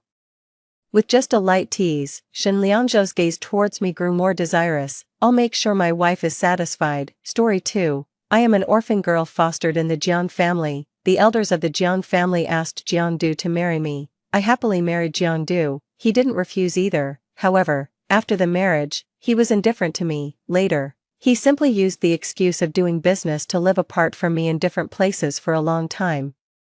My mother-in-law disliked that I hadn't given birth to a child for the Jiang family. She showed me a cold face everywhere. I spent my entire life waiting for Jiangdu and serving my mother-in-law. Exhausted both physically and mentally, I lay on the hospital bed. As my husband, Jiangdu didn't come to see me for the last time. Instead, Sun Siyu kindly told me that Jiangdu was preparing for his wedding with her and didn't have time to see me. Adu said that he will hold the wedding with me right after you die. Feng Wen, you have been the wife of the Jiang family for more than 30 years, my child, and I have no status. You should be content. Only then did I know that Jiangdu actually had another family outside. He had a lover and a child. I was the only one who was all alone. When I opened my eyes again, I went back to the time when I was in the Jiang family. Jiangdu's mother was still joking. Wen, do you like our Jiangdu? I don't like him anymore. In this life, I want to do the things I truly like. 1. It seemed that I could still smell the smell of the disinfectant in the hospital at the tip of my nose. The torture of the illness was still there. In front of me was Jiangdu's mother, that is, my mother-in-law in my previous life, who was still asking, Wen, do you like our Jiangdu? What do you think of marrying Adu after graduation? In the living room were the friends of the Jiang family and my parents when they were alive. The woman was so kind and gentle, full of love. She was completely different from the difficult and fierce person in my memory of my previous life. Because Jiangdu and I spent very little time together, I had no chance to get pregnant at all. She found all sorts of ways to torture me. I had to drink the extremely bitter medicine for getting pregnant every day without fail. She invited the goddess of mercy for bestowing sons and ordered me to kneel in front of it every day and chant scriptures and pray. This was not the worst. The daily sarcastic remarks were what really made me feel suffocated, not to mention that my mother-in-law asked me to serve her tea and water personally and give her massages. Whenever I showed any intention of resistance, she would wail and cry about the hardships of raising me. An orphan girl, she said that she treated me like her own daughter. She said that when I had nightmares as a child, it was she who hugged and comforted me. She said that when I was sick as a child, it was she who took care of me without taking off her clothes. This was my weakness, so I didn't resist. When, don't be shy, say something. My mother-in-law pushed me. Coming back to my senses, I met the woman's eyes that were full of eagerness. If I in my previous life could have observed more carefully, I would have found that this eagerness to match me and Jeondu was actually eagerness to divide up my property. At that time, I was just a young lady who had been pampered since childhood. I had just experienced the great blow of losing both my parents, and I thought I had found a family and comfort in the Jeon family. How could I have thought so much? But now, I have experienced more than 30 years of a marriage in name only. I have experienced the torture when my mother-in-law tore off her disguise. I can see everything clearly now, so I stood up and smiled. Auntie, you seem to have misunderstood. I only regard Jeondu as my elder brother, and after graduating from high school, I still want to go to university, too. My mother-in-law's face suddenly turned pale. Asking me today in front of everyone whether I liked Jeondu was originally to confirm my marriage with Jeondu. In this way, it would not be criticized for coaxing me to spend the property in my name. My mother-in-law quickly reacted. She naturally stood up and hugged me, and said to everyone, "This girl is just shy. Adieu. Take Wenwen for a walk in the garden." Jeondu was sitting on the sofa opposite. The young Jeondu, young, handsome, and a bit aloof, since Jeondu's father was a friend of my parents. Jeondu and I could barely be considered childhood sweethearts. Since I was a child, I liked to stick around him and ask him to play with me. When we were young, our relationship was quite good. Later, as we grew up, Jeondu became a bit distant from me. In my previous life, I didn't understand. I just thought that as we grew older, we should pay attention to the issue between men and women, but I didn't want to think that in fact, Jeondu was tired of me. I was a bit of a proud young lady and had a bad temper, yet he had to obey his parents' orders and do everything I asked. He didn't like me, but he couldn't get rid of me. Naturally, Jeondu was annoyed. If he just ignored me, that would be fine, but he married me instead. After marrying me, he allowed his mother to torture me. After marrying me, he was affectionate with Sensiu outside. I hated him. I hated myself even more. I was blinded by my feelings and lived such a miserable life. I clenched my fists and then slowly released them. I gently broke free from my mother-in-law's hug. I still had a smile on my face.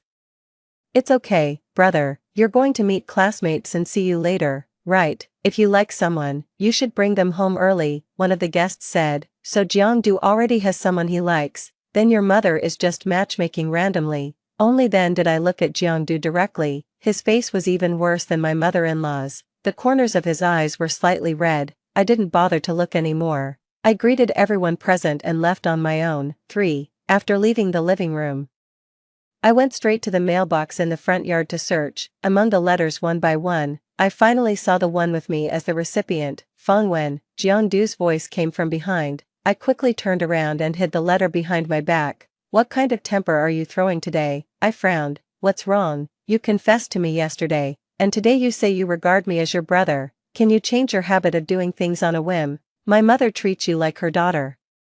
And you embarrassed my mother in public." I looked at him silently. I remembered my previous life. After the marriage, my mother-in-law also embarrassed me in front of others. I just complained to Jeondu about it once, and it caused his resentment. He said, "Isn't my mother good enough to you? You can't stand it when she says a few words." So now I also returned these words to him. "Auntie treats me like her daughter. Can't a daughter say a few sincere words without being able to stand it?" He was speechless. He let out a sigh. "You're acting very strange." In his opinion, I was naturally acting strange. After all, after my parents passed away in my previous life, I truly regarded the Jeon family as my home. I changed my previous arrogant temperament, not to mention speaking back to my mother-in-law a few times, even to Jeondu. I carefully tried to please him. I sneered. "So, what are you angry about? Didn't you hate it when I chased after you? Now I say I don't like you." "Just as you wish." I wanted to leave after saying that. I still had to open the letter in my hand, but Jeondu said, I don't have that intention. "That doesn't matter. those things don't matter, Jiangdu, whether you love me or not is meaningless." Upon hearing this, Jiangdu frowned. "You don't like it when I say something nice either, Fangwen, you're still so difficult to get along with. After my parents passed away, I had no one to rely on, so." Jiangdu's attitude towards me also changed a lot. He didn't dare to speak loudly to me before, but now he said in my face that I was difficult to get along with. Am I difficult to get along with? I just didn't act according to his wishes. The so-called saying nice words from him was just to stabilize me first. It would be best to coax me into getting engaged to him. In my previous life, right after the engagement, he used the excuse that the company's business expansion needed funds.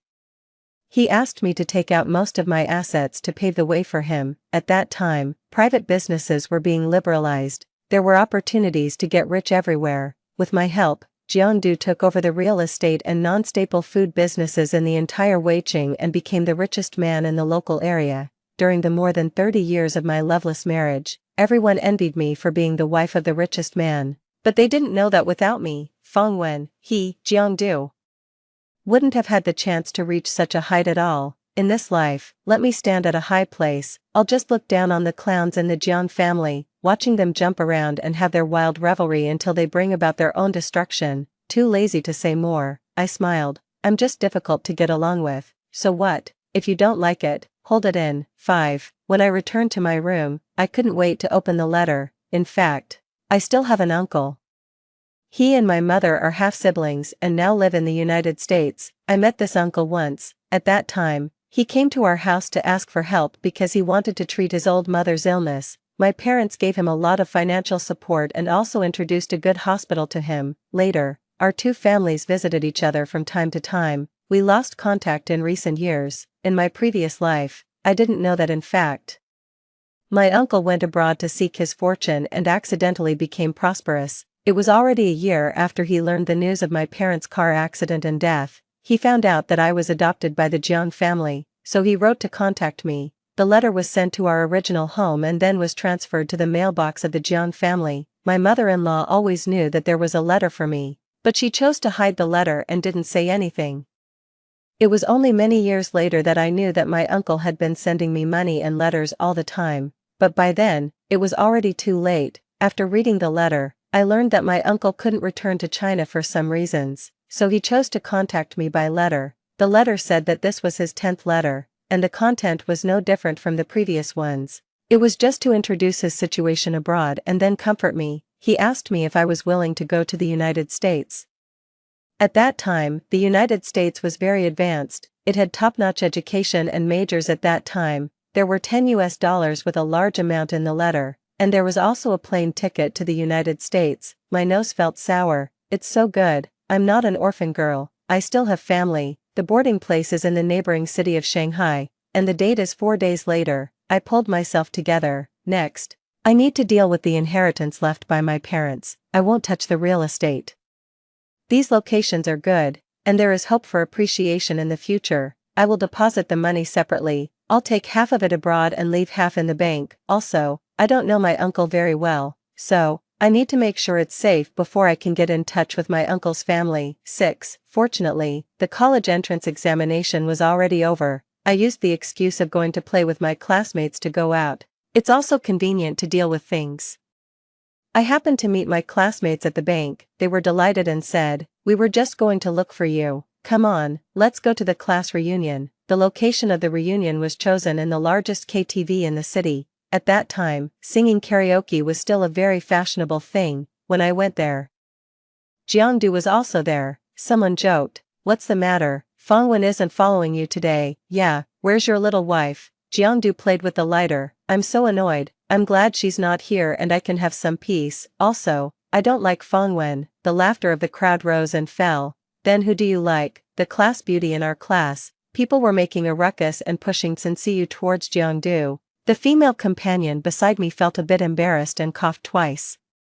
The colored lights were flashing, and then everyone noticed me. I walked up to everyone generously. "It's so lively, you can continue." Jiangdu instinctively protected Sensiu. "Fangwen, what kind of trick are you going to play this time?" "A trick? I wished I could just stab these two people to death directly, but now nothing has happened yet. if I said that I was terribly harmed by these two people in my previous life. Who would believe me? I laughed. Jiangdu. Why didn't you say you hated me earlier? You're such a coward. I simply clapped my hands. Well, if you don't welcome me, then I'll leave. Everyone didn't react. I had already pushed the door and gone out. Jiangdu followed closely behind. Feng Wen, listen to me. Ah, since you fainted. There was an exclamation from my classmates behind. Jiangdu quickly left me behind. Feng Wen, what I said just now was just out of anger. I'll explain it to you later. Before he could finish speaking, he couldn't wait to rush to Tsinsiyu's side. I watched coldly and then turned around and left firmly. There won't be another chance to explain. In 3 days, I will go to the United States. From now on, I will no longer think of you, and you don't think of me either. 7. The next day, I tidied up my room. I threw away what should be thrown away. My mother-in-law came over and indirectly asked me which university I was applying for. Of course, I wouldn't tell her that I was going to study abroad. I casually mentioned the name of Shanghai University to muddle through. While praising that Shanghai University was good, my mother-in-law rolled her eyes and brought up Jiangdu's marriage with me again. You can get engaged first. It won't delay you and Adu from going to university. Before I could say the words of refusal, my mother-in-law changed the subject and comforted me. I've already asked Adu. He and that Sensiu are just ordinary classmates. You just like to think too much. She still wouldn't give up. I distanced myself from my mother-in-law. Auntie, I really have no intention of Jiangdu. My mother-in-law still didn't believe me and quickly promised, good child, I will definitely make sure that Adu breaks up with that female classmate completely. These words happened to be heard by Jiangdu. He didn't figure out the situation and walked up to me in a few steps. The look in his eyes when he looked at me was full of disappointment and disgust. Missy, do you have to make everyone revolve around you? Since Siyu is in poor health and her family condition is not good, I took a little more care of her. You just have to make it known all over the world and even tell my mother about it. As if venting his anger, he tugged at the crystal necklace in his hand. The crystal beads fell one after another. They rolled around and disappeared in all directions. I originally wanted to give this to you as an apology, but now it seems there's no need. I'll just tell you clearly, there's nothing between me and Sensiu. I won't distance myself from her because of you either. After venting his anger on me, Jiangdu kicked open the trash bin at the door that I used to throw away waste. The trash bin fell to the ground as he kicked it, and all sorts of things inside, such as dolls and small ornaments, rolled out one by one. Jiangdu's eyes suddenly turned red. These were all given to you by me. Yeah, I don't like them anymore. So I threw them away. As I said that, I kicked away the crystal beads that rolled to my feet. They were such annoying things. I will board the plane to the United States in 2 days. The distance from Weiqing to Shanghai is not short. I have to go to Shanghai in advance. My passport was already done when I went abroad for a trip before. I don't have many things either. The valuable jewelry, property certificates, etc. are all stored in the bank safe. Coincidentally, Jiangdu's parents went to other cities to do business, so I won't say goodbye to them in person. They did take care of me for many years, but it was just for those inheritances. My uncle sent some money, but my mother-in-law of the Jiang family secretly kept it for herself. It was enough for my food, drinks, and daily expenses over the years. When I went out carrying a small suitcase, I met Jiangdu and Sensiu in the living room downstairs. The two of them seemed to have just come back from outside. The small suitcase in my hand caught Jiangdu's attention. He asked, "Where are you going? Are you going to complain to my mother again?" "I'm not interested in that." I motioned for the two of them not to block my way. "I'm going to play at a classmate's house. Auntie and the others know about it." I wasn't lying. I had indeed told my mother-in-law of the Jiang family that I would stay and play at a classmate's house for 2 days. Jiangdu was still in a bad mood and said indifferently, "Come back by yourself then. I won't come to pick you up." It didn't matter to me. Sensiu, who had been ignored, suddenly came over and said in a pitiful tone, "Classmate Feng Wen, I was just kicked out of my home and have nowhere to go. Jiangdu was kind enough to take me in. I heard from Aunt Jiang that you had an unpleasant experience with Jiangdu because of me." "I'm so sorry." "You don't need to say sorry to her." Jiangdu held Sensiu's wrist. "If she hadn't been so talkative, my mother wouldn't have bothered you. They really were a loving couple." I thought it was very boring and just walked forward on my own. Behind me, Sensiu's weak and pitiful voice continued, "Jiangdu, don't you want to go and coax classmate Feng? Don't mind her. She has nowhere else to go. Sooner or later, she'll come back." Jiangdu said it with certainty. There was a hint of coldness and disdain in his tone. I paused for a moment, and then quickly continued walking forward. It turned out that their family thought I had nowhere else to go, so they bullied me like that. It didn't matter. If we meet again, I'll also make you taste what it's like to have nowhere to go. 9. On the first day Fangwen left, Jiangdu didn't feel anything unusual. On the second day, he asked the servant at home irritably, "Has the young lady still not come back?" The servant shook his head. The young man's handsome eyebrows furrowed deeply. "She really has the temper of a young lady. If she likes staying outside, then she can just never come back." After saying these harsh words viciously, he asked the servant again, "Did the young lady say which classmate's house she was going to?" The servant still shook his head. Jiangdu felt even more annoyed. It was as if there was a stone pressing on his heart. It made him unable to breathe easily. When he passed by Fangwen's room, something seemed to be flashing beside the broad-leaved potted plant by the door. He thought of something. He bent down and picked it up. It was a lonely crystal bead. Jiangdu was a bit stunned, then he squatted down and, as if possessed, wanted to look for other beads. A trace of regret welled up in his heart. Why did he break the necklace? This was clearly a graduation gift he had wanted to give to Fangwen. Shiny accessories were Fangwen's favorite. He had always known that Fangwen had a bad temper, but she had restrained herself a lot after her parents passed away. He also knew that, why did he have to make her unhappy? He thought that when Fangwen came back, he would honestly apologize to her. However, he waited for 1 day, 2 days, 3 days, but still didn't see Fangwen come home. The unease in his heart reached its peak. He started calling Fangwen's close classmates. The answers he got were all that they hadn't seen Fangwen. He didn't believe it. He went to look for her from one place to another. Still, there was no trace of Fangwen, until he opened the door of Fangwen's bedroom. In the room that was originally decorated warmly, those dolls he had given were gone. Fangwen's clothes and shoes were all gone too. The room became much emptier all of a sudden. Jiangdu searched the room eagerly, trying to find the traces that Fangwen had once lived here, but all he found was a piece of letter paper pressed on the table by a book. "I've left, Uncle and Auntie, don't worry about me." There were only 9 words, and not even a single punctuation mark belonged to Jiangdu. 10. After the plane landed, I didn't immediately call according to the contact information my uncle had given me. Instead, I entrusted a detective to find out about my uncle's family situation. It didn't need to be very in-depth, just a simple understanding of whether the family was harmonious, etc. I thought that no family that was already in chaos would be willing to accept a strange relative. Fortunately, the news I got was that my uncle had a rather large farm in a certain state. My uncle had a good reputation locally. The family members were simple, and they got along harmoniously. I also made the worst plan. If my uncle wasn't reliable, I could also study in the United States on my own.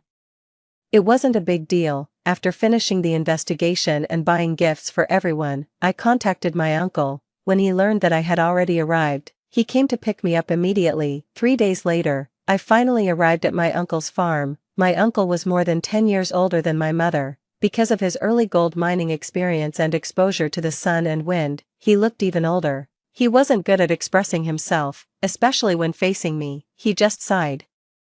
"You really look like your mother." Then he gave me a card and told me to spend as I liked. He took me to ride the horses on the farm and allowed me to bully the big dog he raised. The big dog. Who did I offend? My aunt was a slightly plump white woman. She could make delicious desserts. Let me say quietly that the desserts were delicious, but they were really cloying if you ate too much. But she was so enthusiastic. She made all kinds of pastries for me. My uncle's son was already married, and his wife was a Chinese American. Thanks to this elder brother and sister-in-law, I could still eat some Chinese food. My uncle's daughter was only 1 year older than me. When my elder sister saw my decent and proper dress, she shook her head exaggeratedly. "God, don't let those ugly clothes insult your perfect figure." Okay, then she took me to go on a crazy shopping spree in the city. With her around, I quickly integrated into the local young people. After the summer vacation, it was time to go to university. With my uncle's connections, I directly went to the university my elder sister attended. I chose the finance major.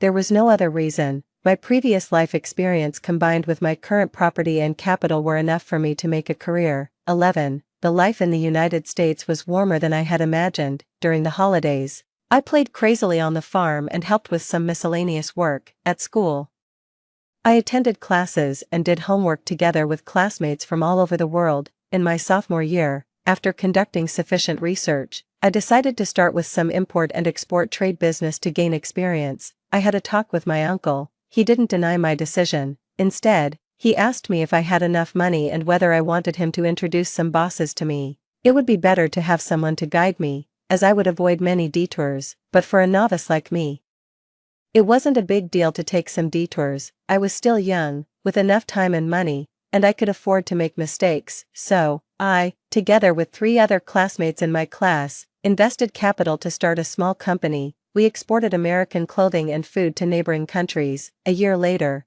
in my junior year, the company made a small profit. However, my classmates had different thoughts. Some wanted to start their own businesses after making money, and some thought the company's profit was unstable and ran away. Just like that, the company was dissolved. The experience of running the company accumulated a lot of experience for me. If I were the source factory for the imported and exported products, I would earn more. I made plans and investigations again, preparing to start another company before graduation. In my spare time, with the money I earned, I bought a car for my uncle.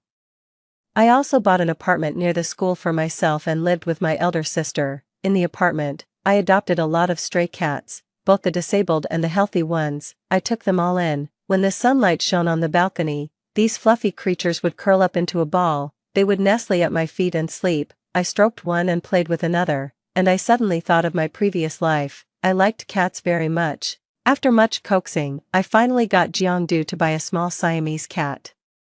Just after bringing it back, Jeongdu's parents disliked it very much. They said that the cat would affect a pregnant woman. You can't get pregnant anyway, and you still keep this thing. It's so unlucky. The little Siamese cat didn't know what it had done wrong. It curled up in my arms, looking wronged. I had to entrust it to a classmate who also loved cats. I gave money and things and visited it regularly. As I thought about this, I picked up a long-haired big orange cat.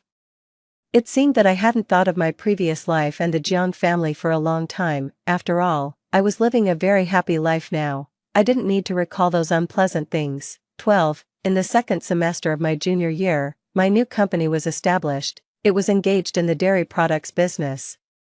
From raising dairy cows to processing dairy products, I would gradually improve the industrial chain step by step. Finally, in the year I graduated, the production chain was fully improved. In this way, I could greatly reduce the cost. Whether it was the business in the United States or the export business, I had the confidence to negotiate prices with the other party. After everything was stable, I proposed to go back to China and take a look. My uncle naturally didn't stop me. My elder sister accompanied me back to China. As soon as we landed, my blonde and blue-eyed partner, Anderson, came up to us with a bunch of roses. He was a very standard handsome white man. He could also speak Chinese very well. Fengwen, are you surprised? I was speechless. Didn't you say you were going to negotiate about the land? If you followed me here, who will deal with that? His green eyes flashed. In your heart, I'm not as important as the company at all, am I? Of course. Don't act pitiful. My elder sister covered her mouth and laughed beside me. This guy is as handsome as your bodyguard. Then she secretly gave Anderson a thumbs up. Come on. Encouraged, Anderson ran over confidently to pull my suitcase for me. But before he could touch the suitcase, another tall figure stood beside me. He casually pulled up the handle of the suitcase, and he also held an umbrella for us in a gentlemanly manner. The muscular forearm in front of me was very firm.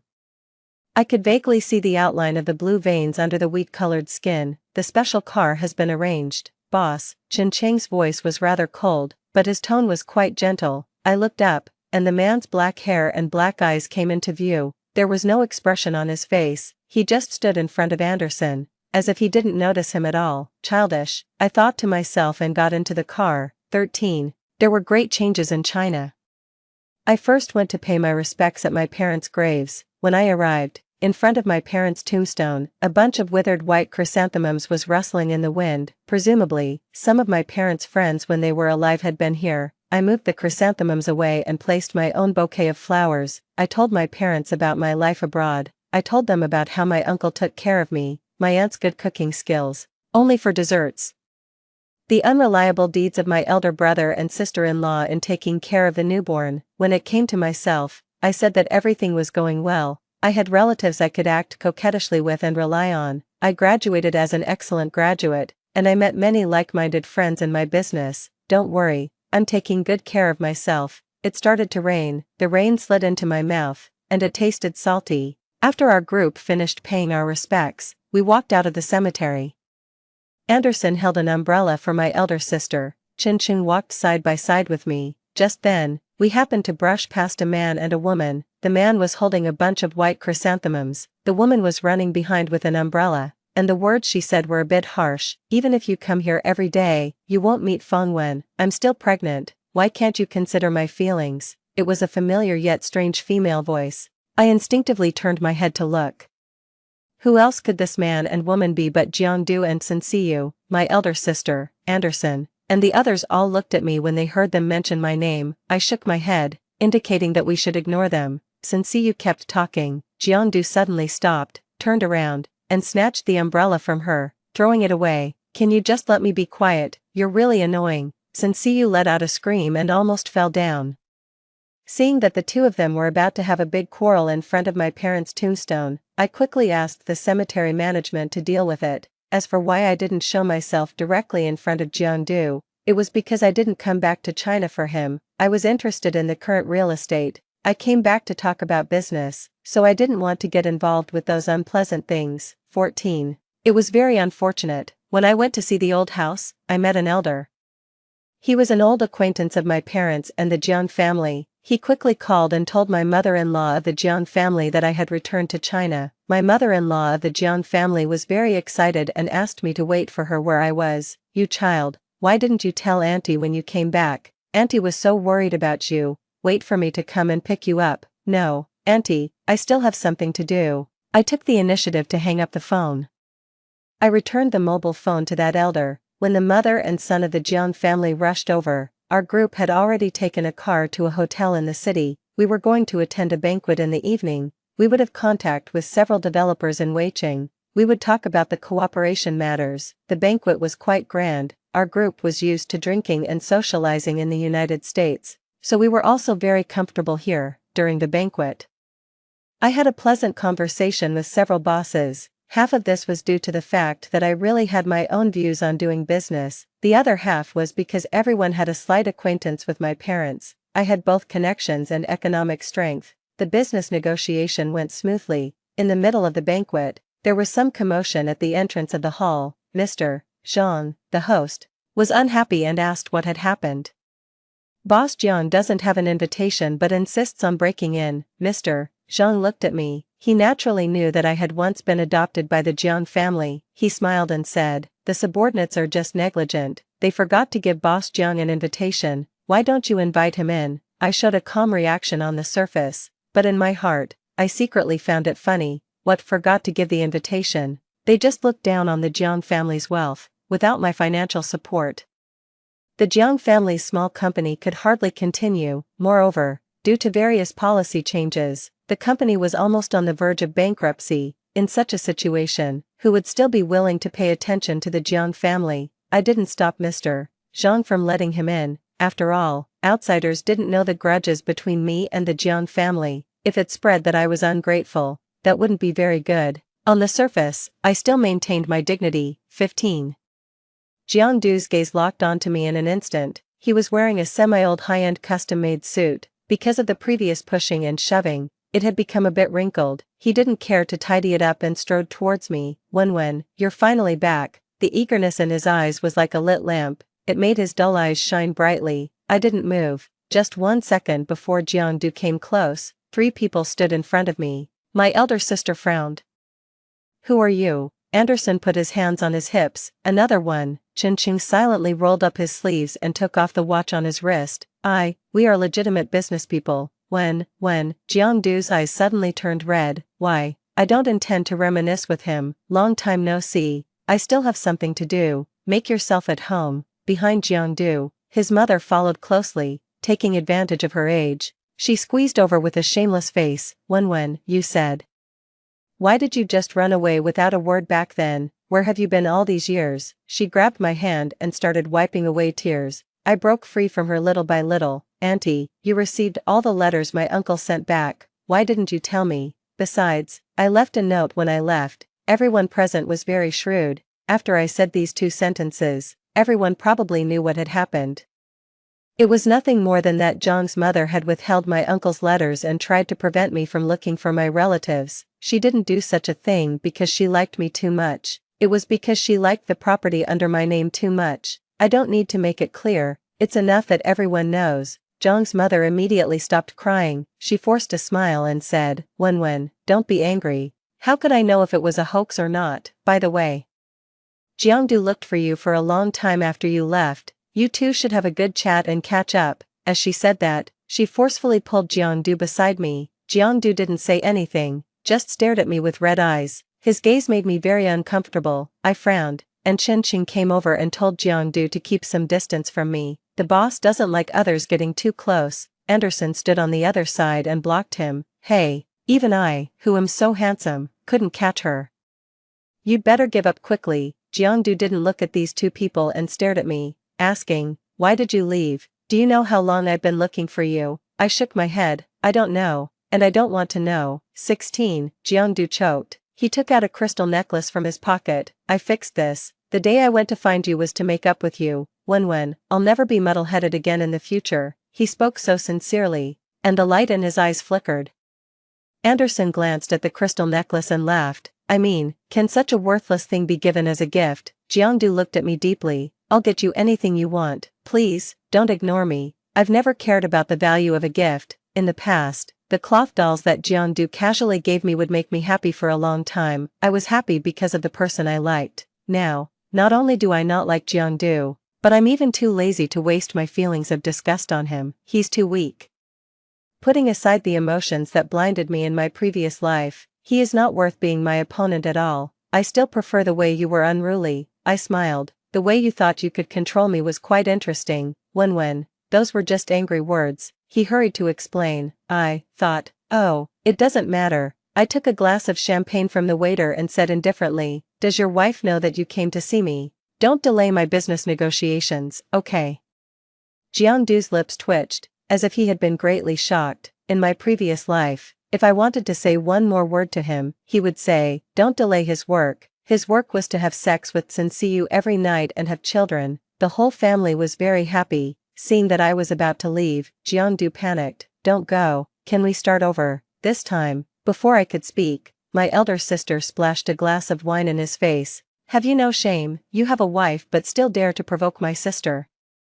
This time, all the color drained from Jiangdu's face. I didn't mean to hide the fact that I'm married, Wenwen. I just want to win you back. Don't be angry. Sensiu and I was an accident. She drugged me. And that's why I made a mistake. All these years, I've been as pure as jade for you. Wait a minute, don't insult the words as pure as jade. Okay, what do I have to be angry about? In the end, Jiangdu and his mother were invited out by Mr. Zhang after the banquet ended.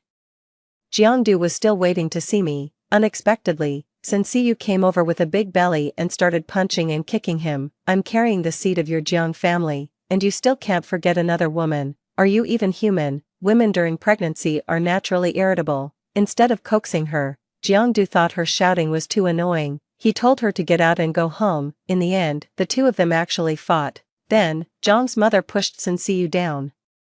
Crimson liquid trickled down her leg. I withdrew my gaze and got into the car. Jiangdu directly left his wife, who needed to be sent to the hospital, and chased after my car. He kept shouting my name. He's really infatuated, my elder sister said with a look of disgust. He's a total scumbag. I corrected her. He's not infatuated with me. He wants to use our past relationship to move me and make me help the Jiang family. A person like him only loves himself. 17. The cooperation negotiation was quite successful. I will invest together with Mr. Zhang and others to undertake the largest new emerging shopping mall in Weiqing. Due to the preliminary preparation work, I still need to stay in the country for a while. Anderson went back to our home country first. Before he left, he repeatedly told me, there's an old saying in Huagua, a good horse doesn't turn back to eat the grass. Don't make up with that guy. Also, the bodyguard Chen Qing won't do either. His monthly salary can't even afford your watch. With such big muscles, he looks like he's good at fighting. Chen Qing walked over silently. Boss, I also have a martial arts hall, and the monthly profit. I gave the two of them a glare. I can buy things myself. Currently, I just want to make money. If you delay my making money, I'll fire both of you. Anderson glared at Chen Qing and angrily boarded the plane. Chen Qing silently pulled his sleeves down a bit.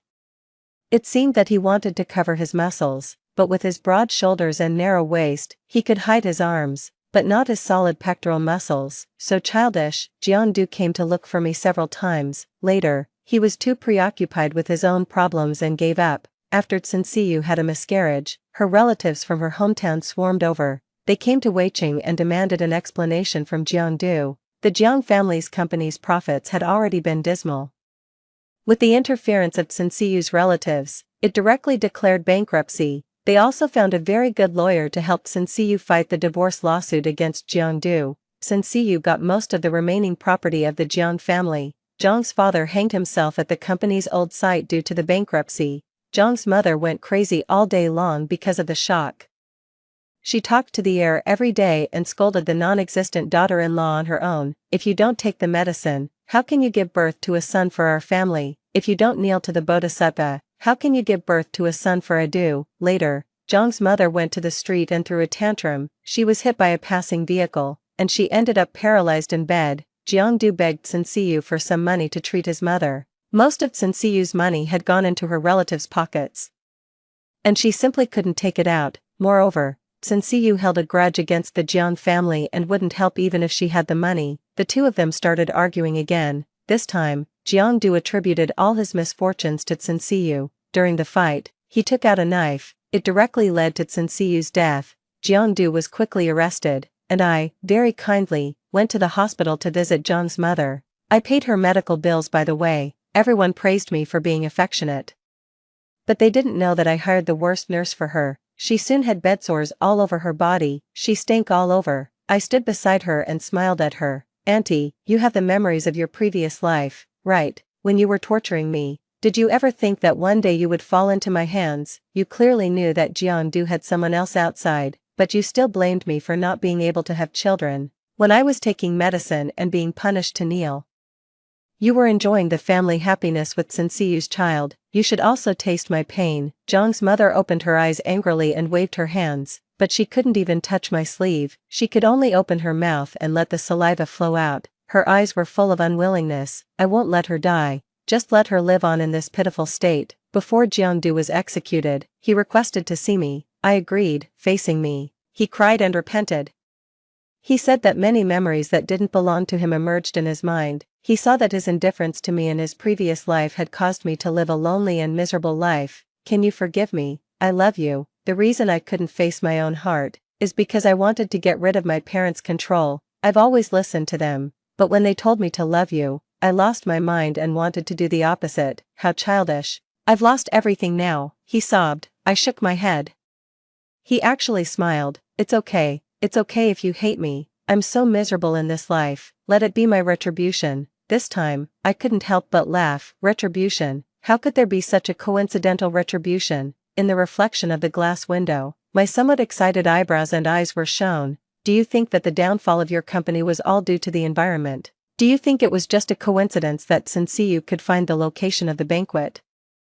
Jiangdu's mother was still joking. Wenwen, do you like our Jiangdu? Shuxin, could those relatives from the village really find a top-notch lawyer team for her? Jiangdu's face turned pale little by little, until there was not a trace of blood left. However, his eyes were bloodshot. You hate me this much. Why shouldn't I hate? In my previous life, I didn't do anything outrageous, but I ended up living a life that was neither human nor ghost. It was because the Jiang family coveted my property. They ruined my whole life. In this life, I've just done a little bit of manipulation. I've been very merciful already. Those